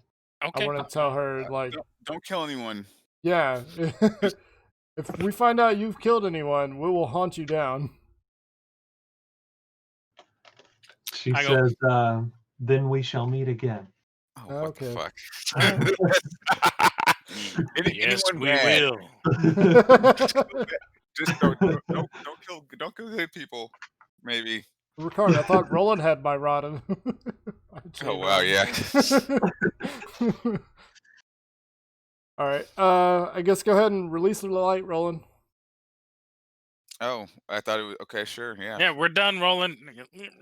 Is the ship raising, DM? Oh, smoking. Not yet. Okay. So as Roland releases the light, or whatever, it then the light energy hits that first crystal, right, and it begins to make its way around the ship again. It hits the crystal that you've been handling, that you've been working on, and it seems to well up and pulse for a moment, but then seems to stabilize and become fully illuminated. As it does that, you see the magical energy then begin to work its way through the various runes and things on the iron band down the side of the ship to the final crystal. When it reaches the final crystal, that crystal also illuminates. When it illuminates, all four of them emit this bright light. Now, when all of this happens, you guys notice that the axe then illuminates again also. And yes, the ship begins to turn upright, the dirt kind of sliding off of it, some of the pile sliding off and then sliding up underneath the ship as it uprights itself. And then it begins to lift up off of the ground ever so slightly. DM, as soon as it begins to lift, can I run up towards where the helm would be? Sure. And see what sort of controls are there? Yeah, sure. When I see him run off, I'm going to go mend the other one that was cracking. Because the other one you said was pretty cracked too, the one in the front? It was fairly cracked, yeah. The one two right in the front were bad, so I'm going to the other one and start mending. Okay. Now, as far as what I'm looking at when I get there, I think that should be up to you to call as to what I might know, DM, or if you want to make a roll. Okay. Because I would not say that I would have necessarily any experience with magical flying ships. Right. Like a regular, driven by wind, lifted in the air by balloon flying ship, yes, but not this. Right, so you can make an intelligence check. Okay. To see if you know. Go ahead, Roland. What are you going to say? Skodrick, can you do a sending spell? Yeah, to who? I cannot remember her name, but the woman in charge of the town. Last point of luck, 13. Oh, I cannot remember her name. Okay, so what you see, Ricard, as you approach where the helm would be, is this. It's like a large spherical, almost like crystalline orb. And it is only dully illuminated. Now, you know that this is, you get the idea that this is what controls the ship, or whatever. So as you put your hands on it or whatever, and so you see this orb, right? And you see the orb, and then you also see near it a lever. There are a few levers on either side of this orb, right? So as you put your hands on the orb's illumination grows significantly. Now you find that the orb is almost like floating on this little stand that sits in front of you. So as you tilt the orb, the ship tilts respectively. So if you tilt it forward, the ship tilts forward. As you rotate the orb back towards you, the ship tilts backwards. Then you're looking at the various controls on the various levers, and you feel that these various levers or whatever have the possibility of controlling the flow of the magical energy going through the ship, so as to cause the ship to move in the various directions. Now, you're not 100% sure what directions the ship is going to move in with this lever. There are two on the right-hand side, so it's kind of like this table thing, right, that comes to like a center where there's this little raised portion that the sphere sits in, and it cups the bottom of the sphere. And so the sphere is sitting there, and then there are two levers on the right-hand side, and there's a lever on the left-hand side. And so that's kind of what you see. And you get the feeling that if this is for like, tilt and everything, then perhaps, these other levers are, maybe forward and backwards or whatever, and then maybe acceleration. And so that's the kind of the idea that you get. I noticed with the ship bobbing around that Ricard is the one probably doing this. Yeah, sure. Ricard, is there an instruction manual over there? Any kind of writing? Is there any kind of writing anywhere on any of the controls, anything like that? Nope. And any language I don't know? Okay. I There's want to no check the writing. cabin. We could, yeah. But yeah, I was gonna say, Yeah, I'll send a message to Juliana. let her know something strange might be happening in the next couple of minutes. There might be something flying in the air. Don't freak out. It's not a dragon. I'll do that. Okay. DM, how quickly are the bugs coming up the wall to the ceiling, and how quickly is the ship rising? Like, how quickly is all that transpiring? So the ship is it's rising a little slowly, but you have lifted completely off of the ground at this point. Okay. And the bugs that are beginning to crawl in or whatever, they're crawling on the wall decently, at a decent rate, but not so much that you're in fear of them being able to make it out of the ceiling. Okay. But into Castle Doncaster? That's a good question. Huh.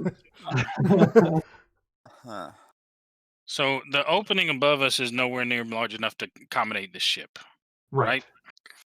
Right. Is there anything?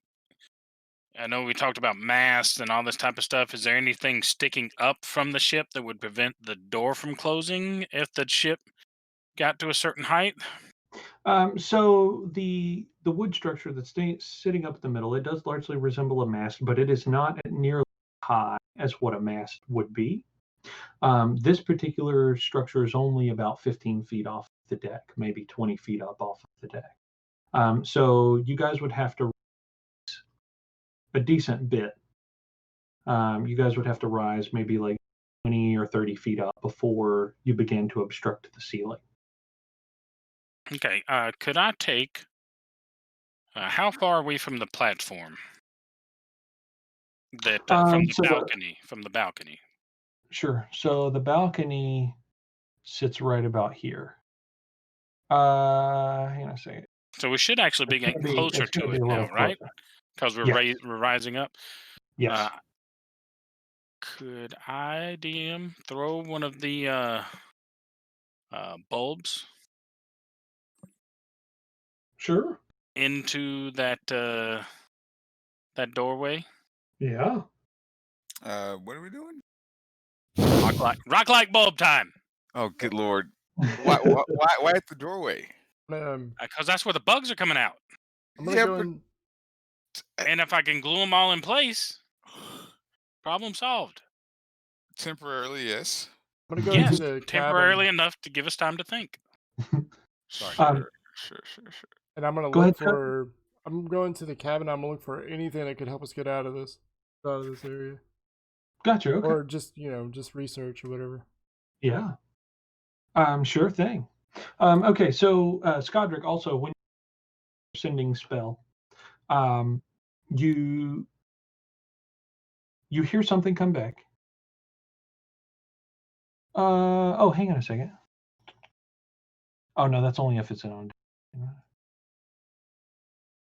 Okay, so you hear something back, and in Juliana's voice, she says, we've already witnessed something strange. Construction on your property might take a little longer than what they anticipated originally. They're trying to figure out, but it seems a hole has opened in the ground beneath it.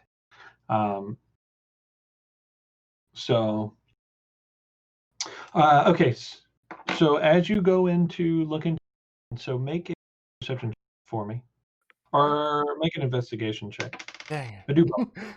Do both. Do both? Okay. Yeah. First perception. 22, and then goes to good. 9. Okay. So as you're looking around the room, or whatever feel of Captain's quarters, it's a decent sized room. First off, it's got its own table where the place settings for 5 or 6 people. If the captain wanted that, if there's a pretty decent sized bed in here. It's got a couple of side tables. There's one desk over in the corner that seems to have like a bit of a bit of various things on it. So on that desk, there are a series of books. One of those books is, you go up to it and you look at it. There's this leather cover that seems to be like yellow ink. So it's like the leather on the outside of it is like fading. It's like got this weird stained color to it or whatever.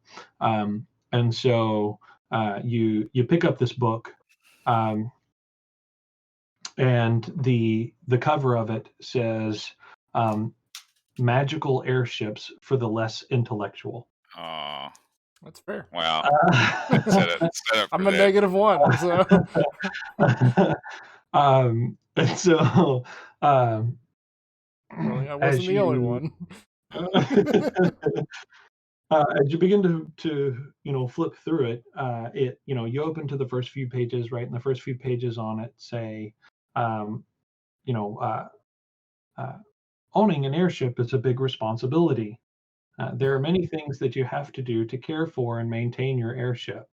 And then it kind of gives you like an index, like you see sections for like maintaining the airship, how to handle damaged crystals.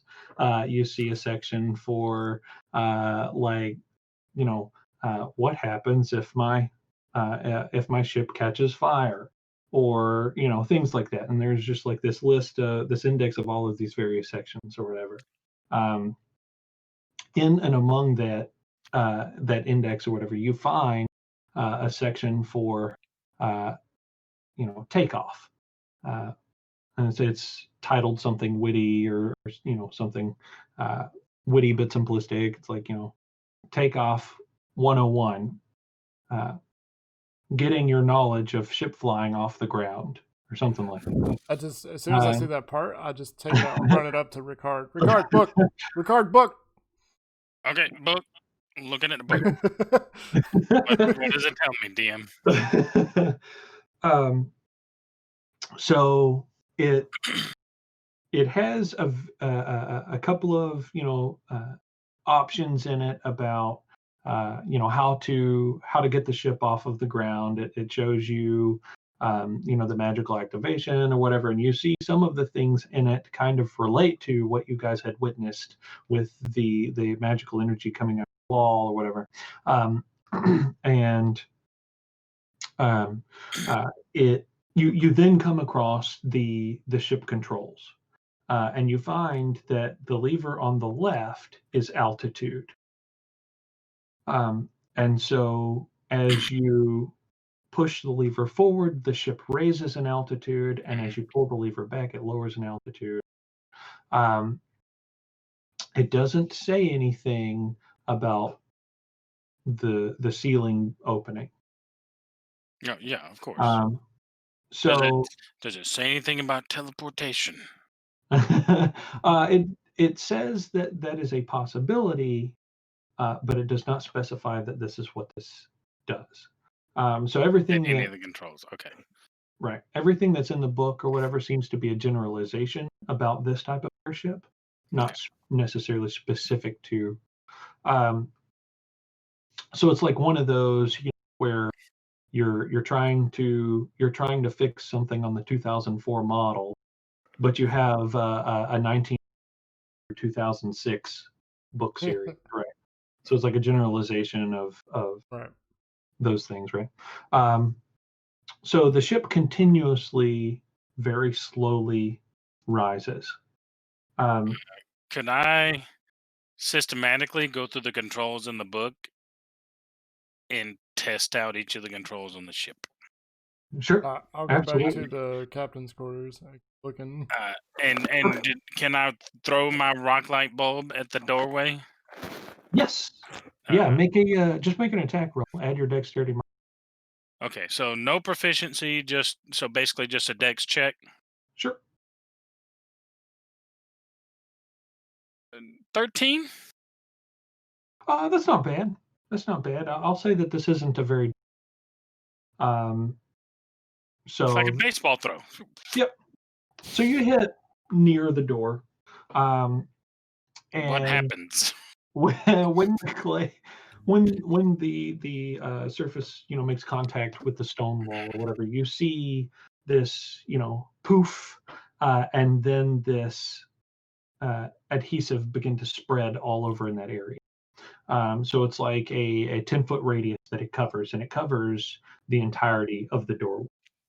Okay, awesome. So you then begin to see it starts to sag a little bit, and you imagine that this is because the bugs on the other side have begun to attempt to climb or crawl their way up and are getting stuck, and it's beginning to add weight to the adhesive. Gotcha. So as the ship continues to float up a little, you see this essentially what appears to be this ring of light, similarly colored to what the illumination of the crystals is, begin to stretch around the perimeter of the room that you're in, and it's up towards the ceiling. As you see that, you see a ring around what would be a mast, this 15, 20-foot high post that sits in the middle, a ring of illumination, same color, begin to illuminate. When the ring passes the threshold of the perimeter of the room at a very rapid rate, the ceiling begins to stretch open in all directions. Like physically? Yeah, like physically. Like the ceiling is beginning to Like the hole? Oh, no. So the hole now gets bigger? Yes. Even more so. Damaging. Anyone else Damaging fall castle. Castle I dog. mean, does it damage the castle, or is it a built-in piece? Like, what does it look like? Like, is the wooden whatever above now falling on us? So as it opens, dirt begins to pour in Okay. at an alarming rate. Okay. Let's make a couple of rolls here. There's that one and that one. Okay, so a large piece of earth falls into the room onto the front of the ship, leaning the ship forward at a significant rate. I need everybody to make a dexterity saving throw real Okay. quick. I mean, I am in the captain's. So you're in the Legitimately. captain's quarters. Yeah. 14. Dexterity saving throw. That is a 15. Does that succeed, DM? Okay. So as the ship jolts forward a little bit, as it's tilted significantly, everybody manages to grab something and kind of hold on. Can Scott- I reach up and pull the altitude level to slow our ascent? Yeah, sure. Absolutely. So this massive piece of earth, this massive dirt clod has fallen on the front, tilted forward. It then slides off of the end of the ship. When it slides off of the end of the ship, basically tumbling, it starts to break off into clumps or whatever. But then the ship levels out as it comes off. There is a lot of stone that begins to fall into the room. I just use thaumaturgy and yell, "Everyone, get out!" And I pulled the lever to stop. Right? Is it still opening even though the ship stopped going up? So what you've noted, make an intelligence check. Okay. Make an intelligence check. While he's doing that, 10. Quick question. Uh-huh. The sending stone that I have, who does it communicate with? Is it Skadric? I have this written down. It's you and I think Ricard it's and me and me. Atlas. Okay. If you get a chance, maybe let Atlas know where we are.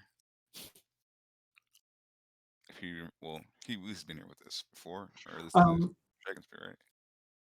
So Ricard, you kind of make the assumption that the ring at the top of the ship crossing the threshold is what caused the It's the opening, trigger. Shit. and then descending back down again past the threshold on the reverse side might trigger the opposite. Descent. Okay. So when you do that, the stones stop dropping in, the dirt stops falling in.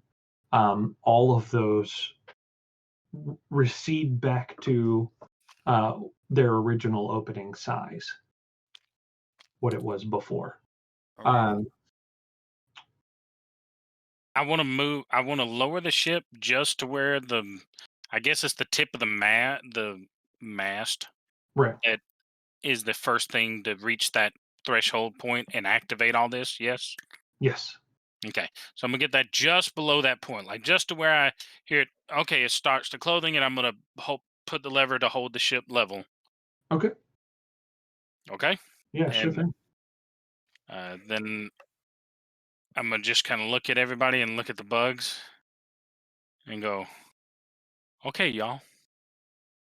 Can somebody let people upstairs know what's going on? And we have a Already bug problem. let Juliana know, but I can't get the bug. How many more fireballs do you have, Chase?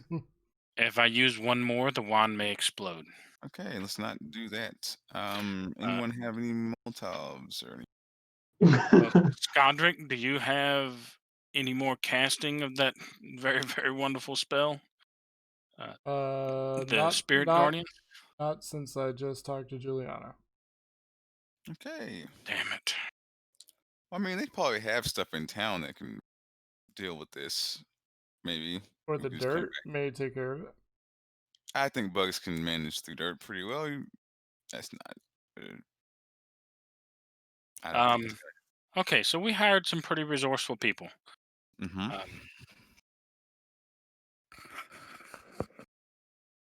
Crap.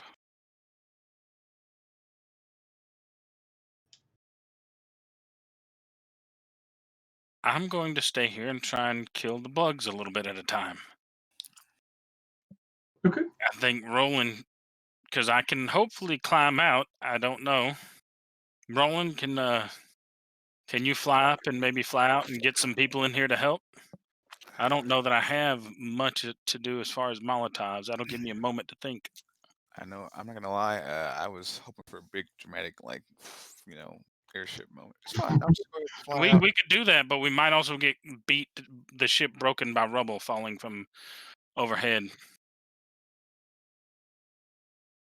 Yeah, So am I? Okay. So am I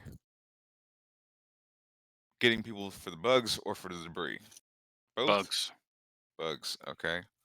Um, I'll fly up and get a surveying of the area. Also, DM, has it been like a week since we left here? Like 8 days, I think. Are you sure? Because Yeah, it's been about. It should be on the calendar. Avery has a calendar. Is the calendar public? I've got the calendar. Okay. Uh, I just can't read it because that on. Oh yes. Sorry, been like- everyone. it's been like 11 days. Yeah. Okay. So it's not been a month or anything. Really half. Okay. All right. So I'm not So expecting. you're gonna fly up out of the ground, right? I'm just not expecting to see anything completed up here. Right. Okay. So when you fly up, there is, there's some piles of lumber that you note. There are, some piles of various things, lumber and thatch, and there's some piles of like mortar, um, or vats, I should say, vats of whatever, and it definitely it looks like your medieval construction site, basically. So, which as you're looking around, the perimeter of the area or whatever. So, if we're looking at it, I didn't delete the things from before. This will be the first on the stream seeing this.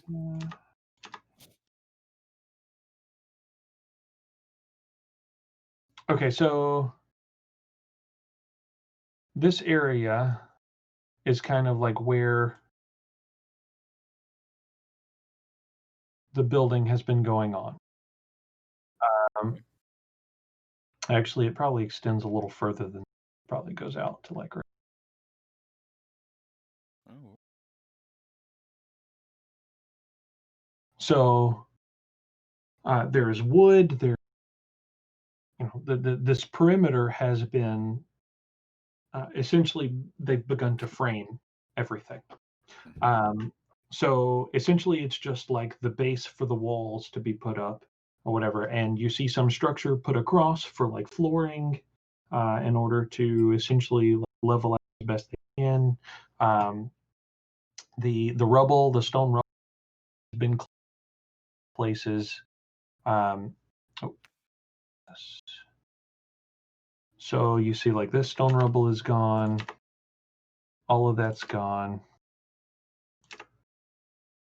There, that's all gone. That's all been cleared out.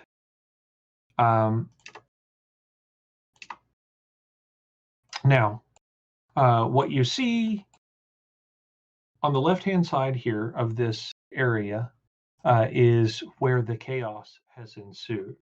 So any of the wood framing that had been done in this area is just gone. So, and you note that there has been the appearance of, and then the resealing of a massive like fissure in the ground from here outward and upward, just like that. Okay. So a massive separation in the ground that has, so all of that ground, there's like this massive ditch now that goes along in that shape. There are people that are like screaming and yelling, and and you recognize a lot of them as the townspeople. A few of them have gone over and to dig into where this massive ditch is now. And there's just like a state of panic going on. No one be alarmed. Dawncasters have returned early to check Fuck on the your work. day up. Check on the progress of the facility, and inadvertently through our adventures, apparently we've set things back a bit. So we will be doubling the wages for the next week's work to make up for mistakes that were So made. there have been a couple of people that have begun to take notice of you and you're saying all of these things or whatever. I'm also flying, so Right. So they're beginning to like look up at you. You hear screaming. This woman comes running towards you, sees you flying, comes running towards you, and you hear this woman screaming or whatever. And she says, "My baby, it took my baby." I knew it. Wait. What are we talking? What happened? What did I miss? She says, my child was here. We were working, and this thing flew out of the hole and took my child. Damn it, bitch. Why?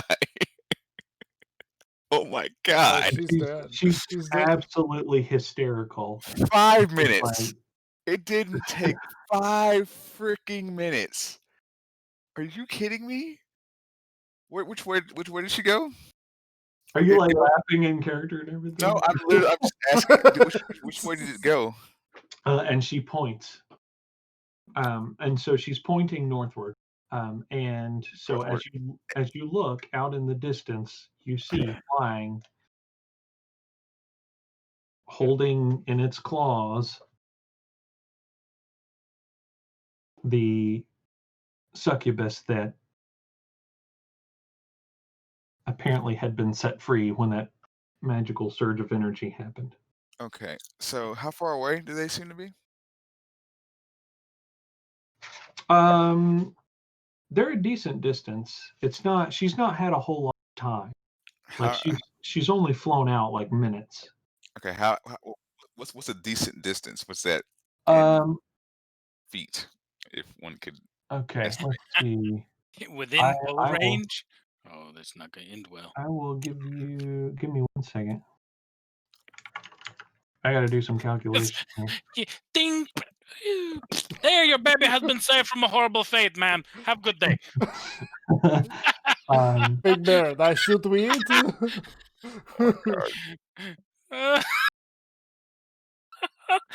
The evil succubus no longer has your child. See, all is well. This is the way. Yeah, we just. Oh, jeez. Okay, so yeah, I'm calculating for 7 minutes. Okay, 7 minutes, guys. Less than 10 minutes. Okay. Meanwhile, we're underground, and I'm just releasing firebolt after firebolt. Yeah. Hang on a second. That's my plan anyway. We'll go. I'll do Sacred Flame. This all wouldn't have taken 7 minutes.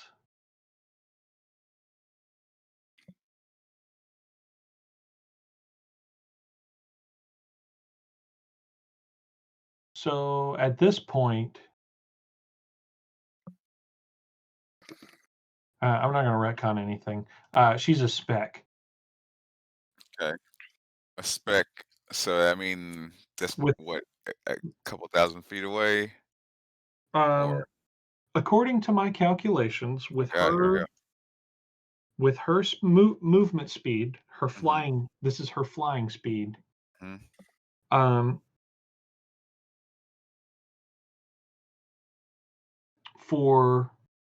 So I didn't do 7 minutes. I did 4 minutes. Okay. It would put her at 14,400 feet away. 14,000. Yeah.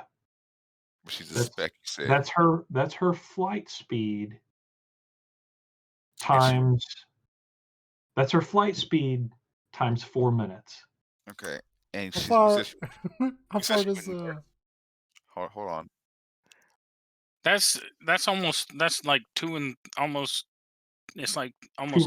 3/4 miles. Almost. Yeah. Okay. Yeah, that's like because a mile is what 5,182.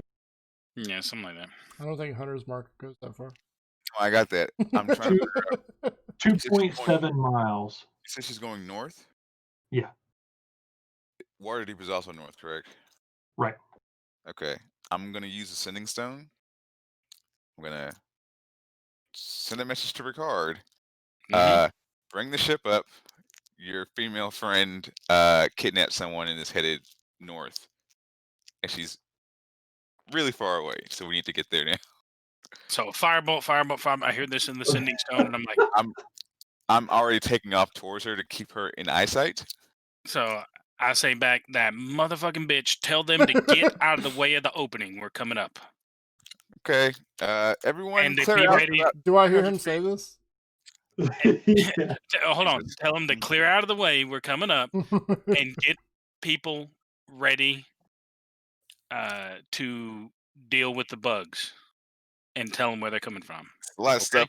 Okay. Yeah. Okay. So everybody, the way. Give us a good 300-foot range this way and this way. Like out. I'm just pointing the way to get the fuck out of the way. And then I'm like, let Juliana know that there's an issue down below with some bugs. Just nuke that whole area, and we'll be back as quick as possible. We'll send a message. I'm gonna go take care of the succubus. Nobody want to get freaked out by anything that happens in the next 5 minutes. Okay. I'm tripling your salary for the week, and I take the fuck off. And I just lever the fuck up. We're Oh, now boy. coming out. I'll give him a solid. Like I stand there and like literally what Ricard would do is he's standing there after he said that, and you say okay, and then he might kind of hear you trailing off at yelling at everybody as the sending zone stops, and I'm like, okay, so 1 Mississippi, 2. I give like a solid 10-second count, and then I throttle the height up. Okay. So DM, I'm doing my full 90 feet every turn. Every turn towards her. And I need to pull I have a small shield that should give me a +2 to AC. Okay. So I'm pulling it out and putting it over my head. Okay. To hopefully not. Hopefully prevent me from getting bludgeoned to death. I'm like, Skodrick, hang on. I put whatever is left of my cloak on. my cape. I'm gonna gather up my pieces of mithril armor and just put it back in the bag. I'm sure it might kind of like fold on itself now. I imagine my my cloak actually looks like my cloak on my character art. It's ripped as shit. Probably. Sure. Alright, DM. What the fuck happens? Oh, there's a lot of stuff. Okay. Okay, so I gotta make a couple of more percentile rolls here. By the way, I just want y'all to know that her snatch, I rolled a percentile die and rolled a 3. Okay, so that snatch was a 3. I had a thing set up just in case, and it just happened to fall within that within that range. Just so y'all know. Oh, for the snatch? Oh. For the snatch, yeah. Whether or not she was gonna have the probability of snatching, right? Okay. Okay. So let's make a couple rolls. Okay, so the first roll is going to be what percentage of people manage to get out of the way of the ground opening before it opens. So this is first. This is the first roll. I'm on Okay. How's it got to 100. be a percentage? That means somebody's going to die. Yeah, That's some BS. There's 100 people out there. warning. Wait, Nah, look, the percentage. they'll fall onto the deck. It'll be fine. Yeah. Well, oh yeah, that's what we can try to We'll do. have instant crew. Ha ha! Do you still have Featherfall? Yep, but I All have right. to touch them. Yeah. Oh. And they would probably go into the Shit. No, they would have to fall off the boat.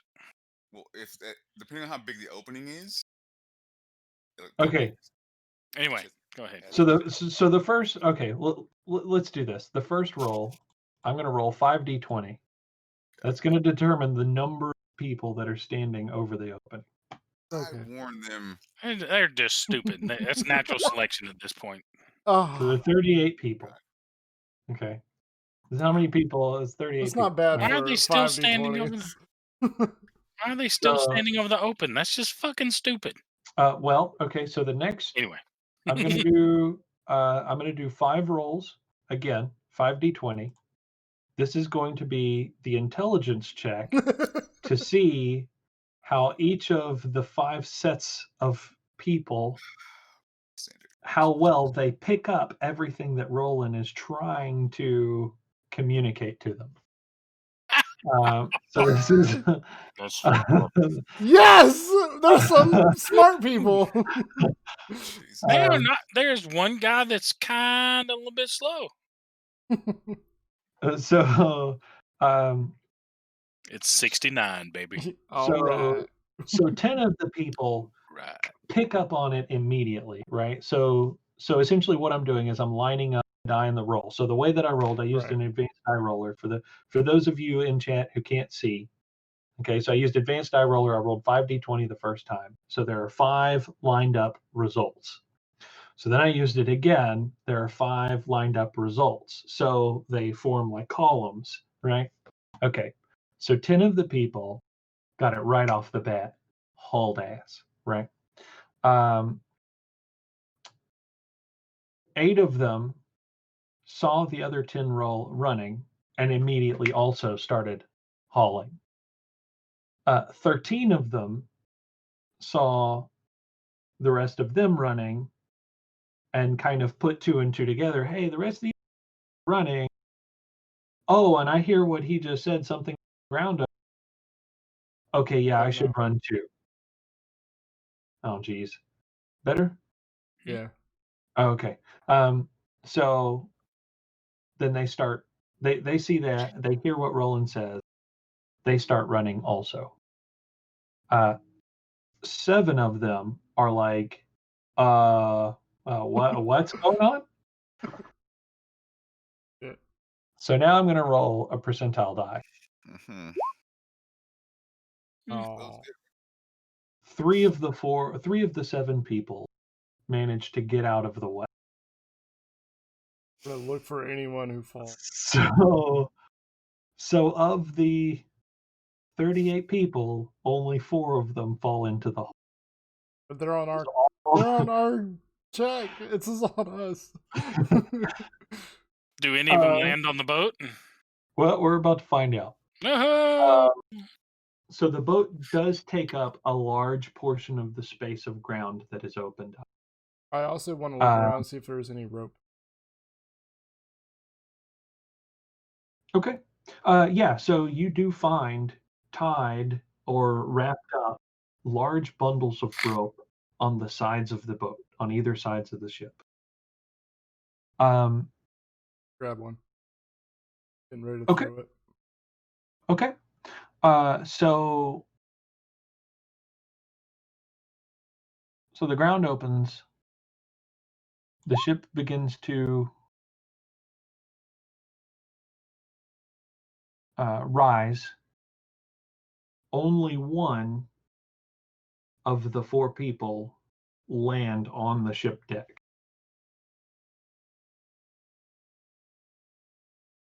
I mean, when you think about it, back in the 1900s, like a lot more people died than that. Like more people died than that in a month of building the Empire State Building, y'all. Right. It's not that bad, Well, really. I'm not. I wasn't the owner, all right, but now I'm the owner. Um, All right. Do I see anyone fall in front of me? make a perception check. So also, 22. so as the dirt and rubble is falling in on the ship is like swaying back and forth. And so as it's swaying back and forth, it is dumping the majority falls onto it. Though that does make it pretty difficult to steady. So Ricard and Skodrick make a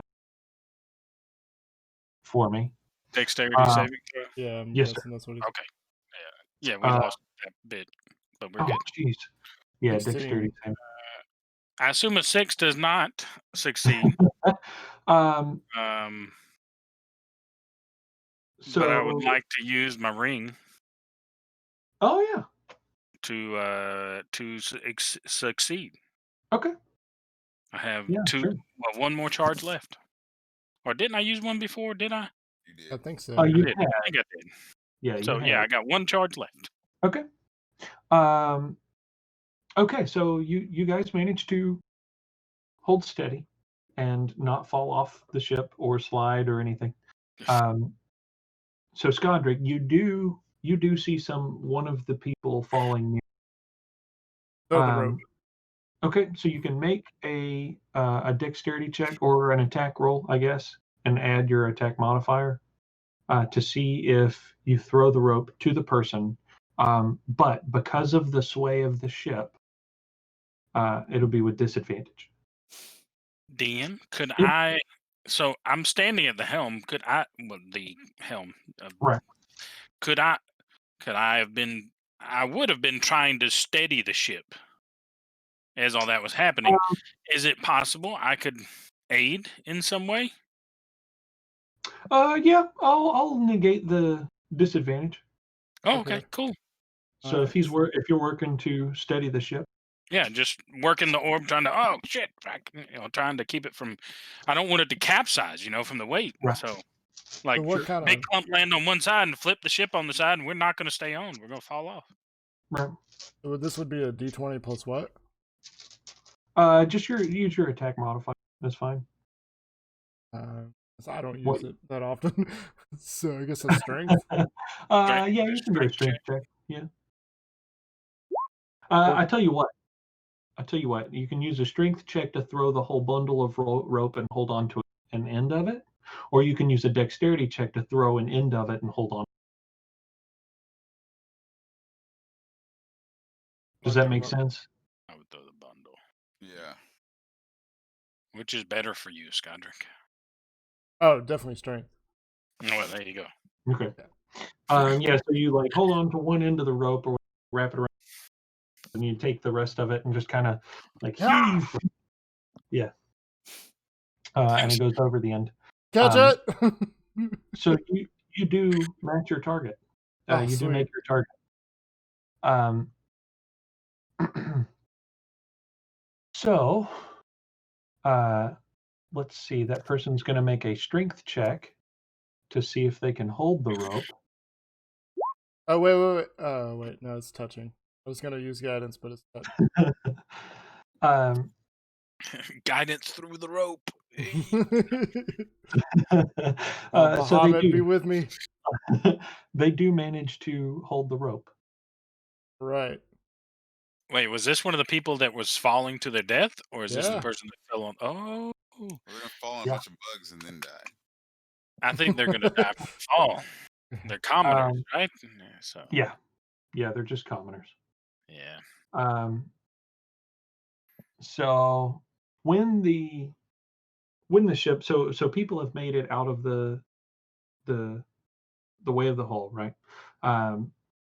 And they have continued to run because they're not 100% sure how far this is supposed to open or what all is exactly supposed to happen now. And a couple of them have figured out what he meant by a bug problem and you see a couple of them as they're running are beginning to try and pass along this information. So they're yelling. You hear some of them yelling something, hey, don't bug problem.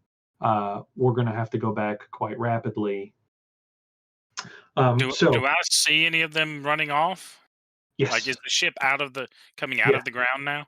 Yes. Do I Right, see so any Dragonborn running off? Well, I'll let him do his first. I would just holler as loud as I could. That this is Ricard. I'm not gonna holler into the mic and blow out Sure. It's Ricard. Quick to arms. There's a swarm. What were they? Were they spiders? Or were they just bugs? What were they? It was a swarm of insects. Let me see. I think I had done centipedes. Okay, I'll just tell them there's a huge amount of bugs that are infested below. In the what would we call that? The Caverns? below the floor of the master bed chamber. There you go. Master bed chamber, yeah. Sure. Secret dungeon. The secret dungeon. And then just yell like to gather your fire, burn them out. Whatever. How's your kids? I'll do hang on to your babies, because apparently this chick sucks at it. I'll roll what can I do? Persuasion, maybe? To try and get them to do what I'm telling them to do in a reasonable fashion? I don't think it would necessarily require a persuasion check. Because they're pretty well known. You guys are very well known in this city, or town that is going, well on its way to becoming a city. And so they seem to pick up the message, especially that there's 10 of them that really get it.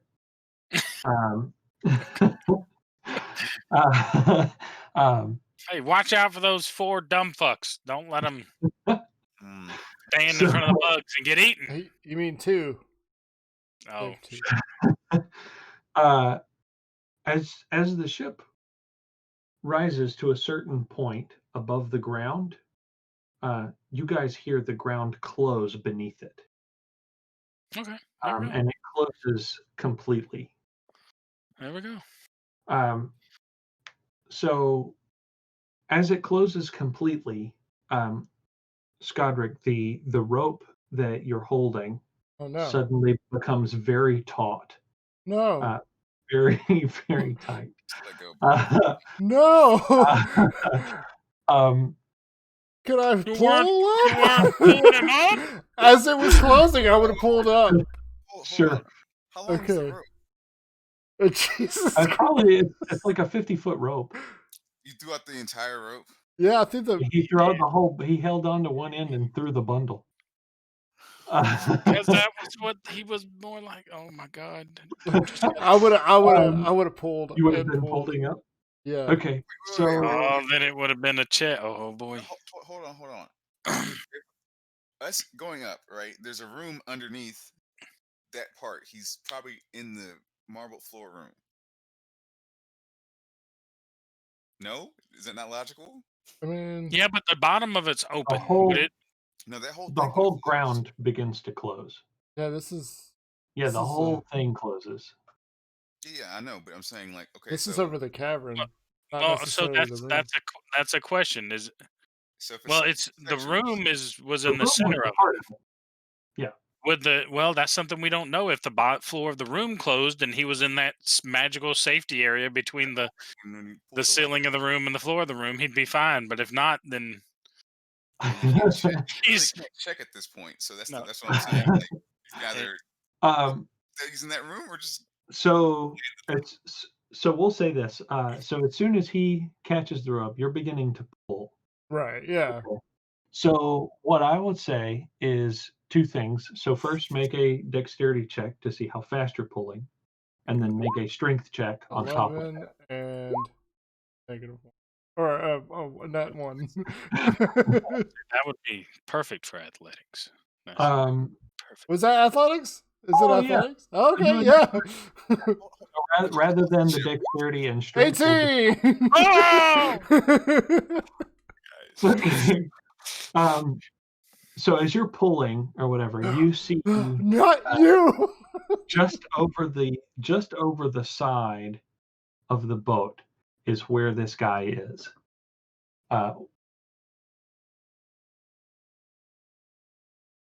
So we'll say that you managed to pull 15 feet of rope. So he is to where he can grab hold of the side of the ship. So Jesus Christ. So the rope, let's see. Okay, so he's got to make a dexterity saving throw. All right, good. He grabs hold of the side of the ship as the rope like whips over the edge.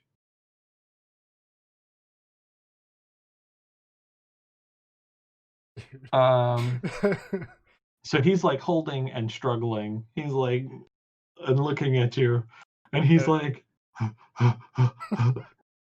"Thank you." Jeez. I help him the rest of the way up if we still hold on to one hand on the rope. Sure. I gotta be half of the water deep right now. What the hell is going on? I'm like, I figured the shit was behind me by now, but I don't see it. So as soon as he's up onto the deck, Oh yeah, you're one of us now, buddy. I'm like, batten down your hatches and hold your balls. Full speed. How fast is the ship, DM? He's like full speed. Yeah, almost 30 feet. Okay, so I have ship stats. Okay. Which is some of the stuff that I was going to talk to you guys about.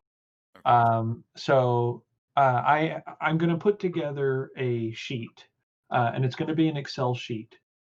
What this Excel sheet is going to include is like ship maintenance. It's going to include the provisions on the ship, and it's also going to have the ship has a health. The ship has, there are all of these different variables or whatever, and the essentially including in that sheet is the threshold. So there is a damage threshold. Unless you do a certain amount of damage at a time, you can't damage the ship, right? Because somebody with a dagger isn't going to be able to destroy a ship. Right. So that's going to be sent over to you guys, and included in that is going to be ship speed. Okay, so Roland, this entire flying, and you're using you're dashing, so you're going twice your speed. What is I'm what is doing, if this is initiative, just okay, so I'll be going the 30 for a dash, 30 for the action, 30 for the bonus action, 90, if that's possible. But I'm not sure if that's how running you want action? Yeah. That's a good question. In a single round, I can move 90 feet. Yep,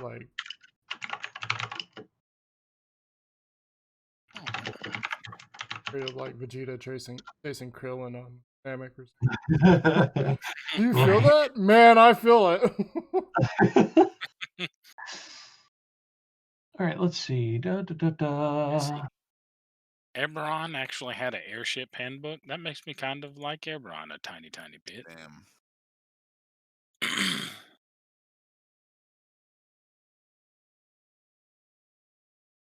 Yeah, 90 feet. Yeah. So 90 feet per round. which is 6 seconds. So every 6 seconds, you're going 90 feet. Yes, so that's 15. I believe 15 seconds or 15 S- feet per second. Yeah, So now I have to just like 10 calculate like your speed minus her speed times how long it would take for you to close the distance, Didn't know which How fast is she going? If you don't which mind. is 14,400 feet. You don't know. This is out of character. I'm just asking. That would be metagaming. Do anything It'll be a about it. disadvantage. Okay. So with all of that, it is 12:30. Does anybody have to get up early in the morning?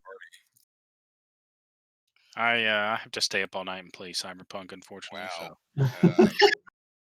So I have no obligations. Ron, what about you? You're working. Just 8 to 4.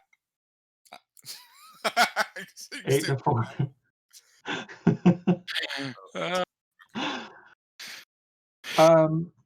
I think that this would be a good place, actually.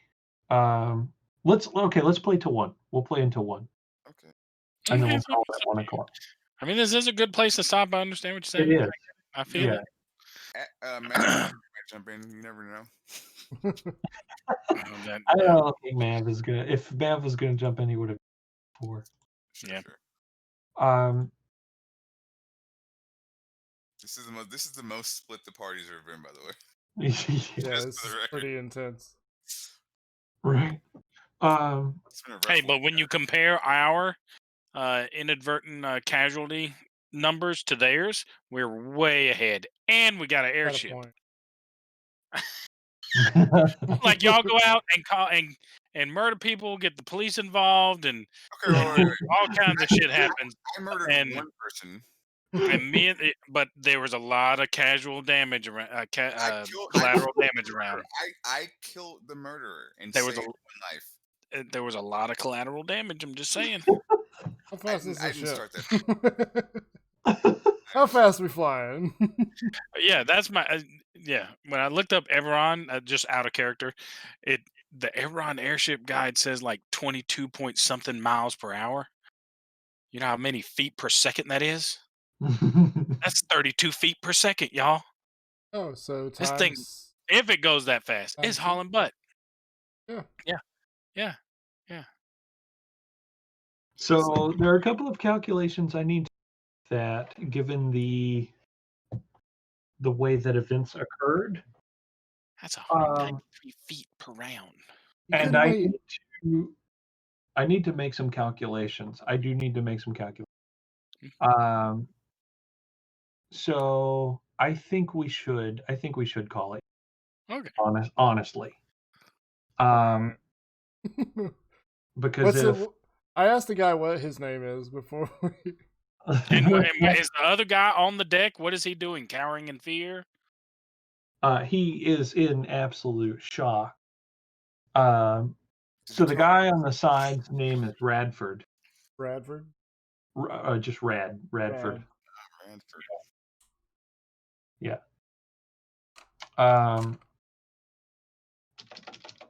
You've been on a ship before, Radford? He stutters no. Well, neither have I. No. I'm gonna just up from the helm, holler down to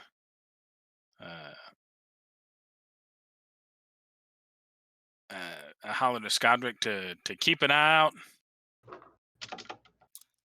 for Roland, and the other two men need to clean the dead weight dirt off the deck so we can go faster. All right, We got a succubus to catch. I'll let them both know what's going on. We're trying to catch the succubus that we believe is the succubus. How the hell So we can save the baby. I'm so confused. Can I pull out the spyglass? So everybody make an intelligence check. This is going to be an assessment of the circumstance. Okay. 4. Man, Skydrake rolls really good with these. I got Oh. an 11.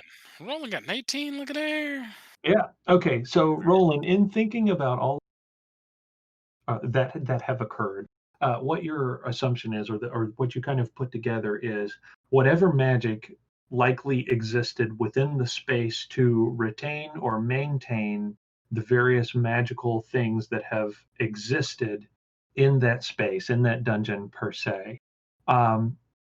Whatever that was likely impacted or influenced by the triggering of the powering of this ship, essentially.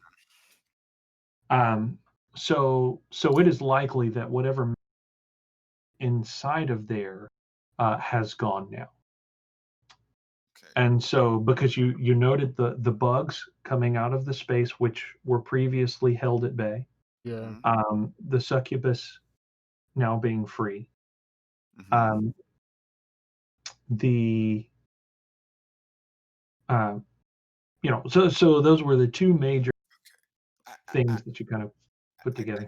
got that. My question is, like, the bugs were in the room, like, right below the balcony. It was only, like, some steps that were really blocking them, and there could have been a magic blocking them. That's completely fine. Sure. But the succubus was in essentially a labyrinth or something in which you had to go through a series of doors, or you had to turn a gear Right. and get the door to go to that And specific rotate. door. But I didn't think they had access to move that room around in order for them to actually figure it out. It's a good question.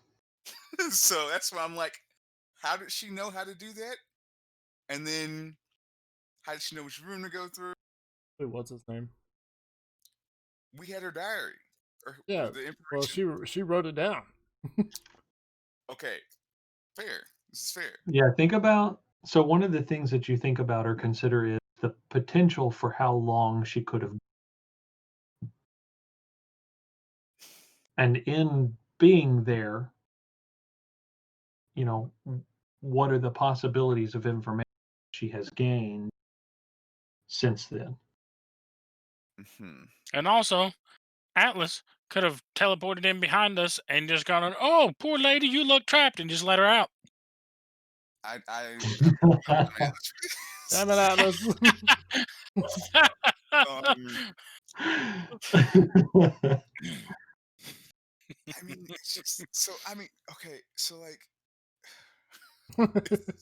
He's gonna it's, break his mind trying to think of it. no, it's baffling me because I'm like, okay, so that one creature in the one place in that underdark looking area Right. was just there. It didn't get out. Yeah, but it wasn't smart. Maybe. Hopefully, Uh, hopefully we don't know. The bugs got well, out. Clacker might not have wanted to leave. It's Well, okay. the bugs were in a room and they Only went up the real stairs. Forgotten Realms nerds will get that. Just saying. Wah, wah. I don't think anybody here is a real Forgotten Realms nerd. There's It's just, okay. so many questions. I have no.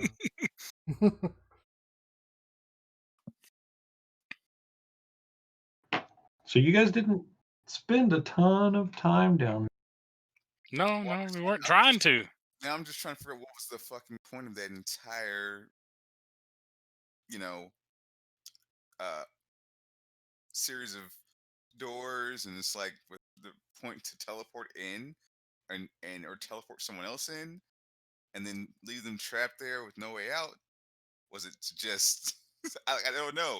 Like, Might not have meant to be. I mean, maybe President- one day we're going to Under Mountain and the Dungeon of the Mad Mage. None of it makes any sense. Out of character completely, right? None of it has to make sense. It's just the ramblings of some crazy old mage. because the other guy, the guy who was screwing the chick, had a whole diary because he said he was trapped. There's so many. I'm just like, what the? Yeah, there's so many questions. Roland's just like, what the fuck is going on? What the fuck is going on? I gotta catch this chick. She couldn't wait 5 minutes. Not 5 fucking minutes. She could have a kid. Was She's it like, ooh, it's snack size. Poop. or was it like a teenager or something? Oh, So the it's- woman said child. Oh, okay. Didn't say specifics about the We're child. gonna catch how up, and it's the 32-year-old man. old or young the child A is. 32-year-old elf or something. Yeah. Because It's just a child. He's like, all I wanted was my hot pocket. Oh my god, mom. you would think she wouldn't go for children. I'm just a little. I mean, I don't know. She I just don't wants know. food. Probably hasn't eaten in a while. But doesn't she We should have just killed her. get sustenance from? I mean, she's not just like a monster that eats people. She's a succubus, a creature that feeds off of either sexual energy or some shit. Like, Do we deduce that it is a she, succubus? maybe she. That's what I thought. I thought he said succubus. Nah, I mean, the DM let succubus slip. Yeah, that's what I No, thought. That's kinda what said that happened. she was a succubus. Oh, you did. Okay. Yeah. So Mhm. I'm Oh. trying to figure out what the fuck is happening. One There's so much. young teenage. Her name Oh. could have been Harambe. What? You know, grabbing children and. I was like, did you really? Oh my god. Yeah, he did. Yeah, he did. And we're demonetized on Twitch. Thank you. All Y'all right, have so a we're good gonna day. go ahead and end the stream here. Hope you guys had a great one. We had a blast. Did Skadrick send the message to Atlas? Because I feel like Yeah. we need to let them know what the fuck. Oh, he does. I was looking for stuff while you told me that. What was the message you sent him, bro? Jeez, so much happened. You only had 25 words to say. I know. No, you got the sending stone. Yeah, it's a sending stone. Oh, It's so not just, limited. You It's can not have limited? long conversations. Yeah, wait, so it's like a walkie-talkie, like a long. Yeah, range yeah, walkie-talkie. it's a long Oh, range. then I fill him in on everything that happened. I'm letting them know that I see her going a certain direction, and You're telling me? Yeah, if I can just keep talking to you, yeah, I would just let you know as I was chasing her. A play-by-play. You're basically having this conversation. Yeah, How that's the hell did she even get out? Yeah, I'm literally the whole time while he's flying. I'm gonna tell him. I don't know, but if you can just catch up to her, get the child. Don't worry about fighting her. Get the child. You still have the chain rod, right? Yeah, but I mean, at the same time, I'm like, if the kid falls, then I have to chase the kid free falling. Yes, Man, do what yes. you gotta do. Is it 60 feet per round? Is that what it is? You can go 90.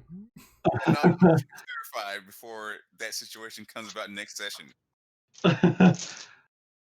All the things. We're gonna go All right. into here. The other guy's name is Vals. Vals, Oh, wait, what were their names again? Bradford, and Bradford Vals. and Vals. Rad to Chad Vows. Bradford. All right, thank you everyone for stopping by. We had a great one. This one went on for a little bit longer, but hey, I don't mind it.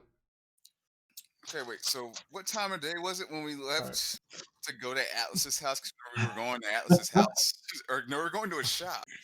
So Bye, everyone. Bye, everyone. Bye.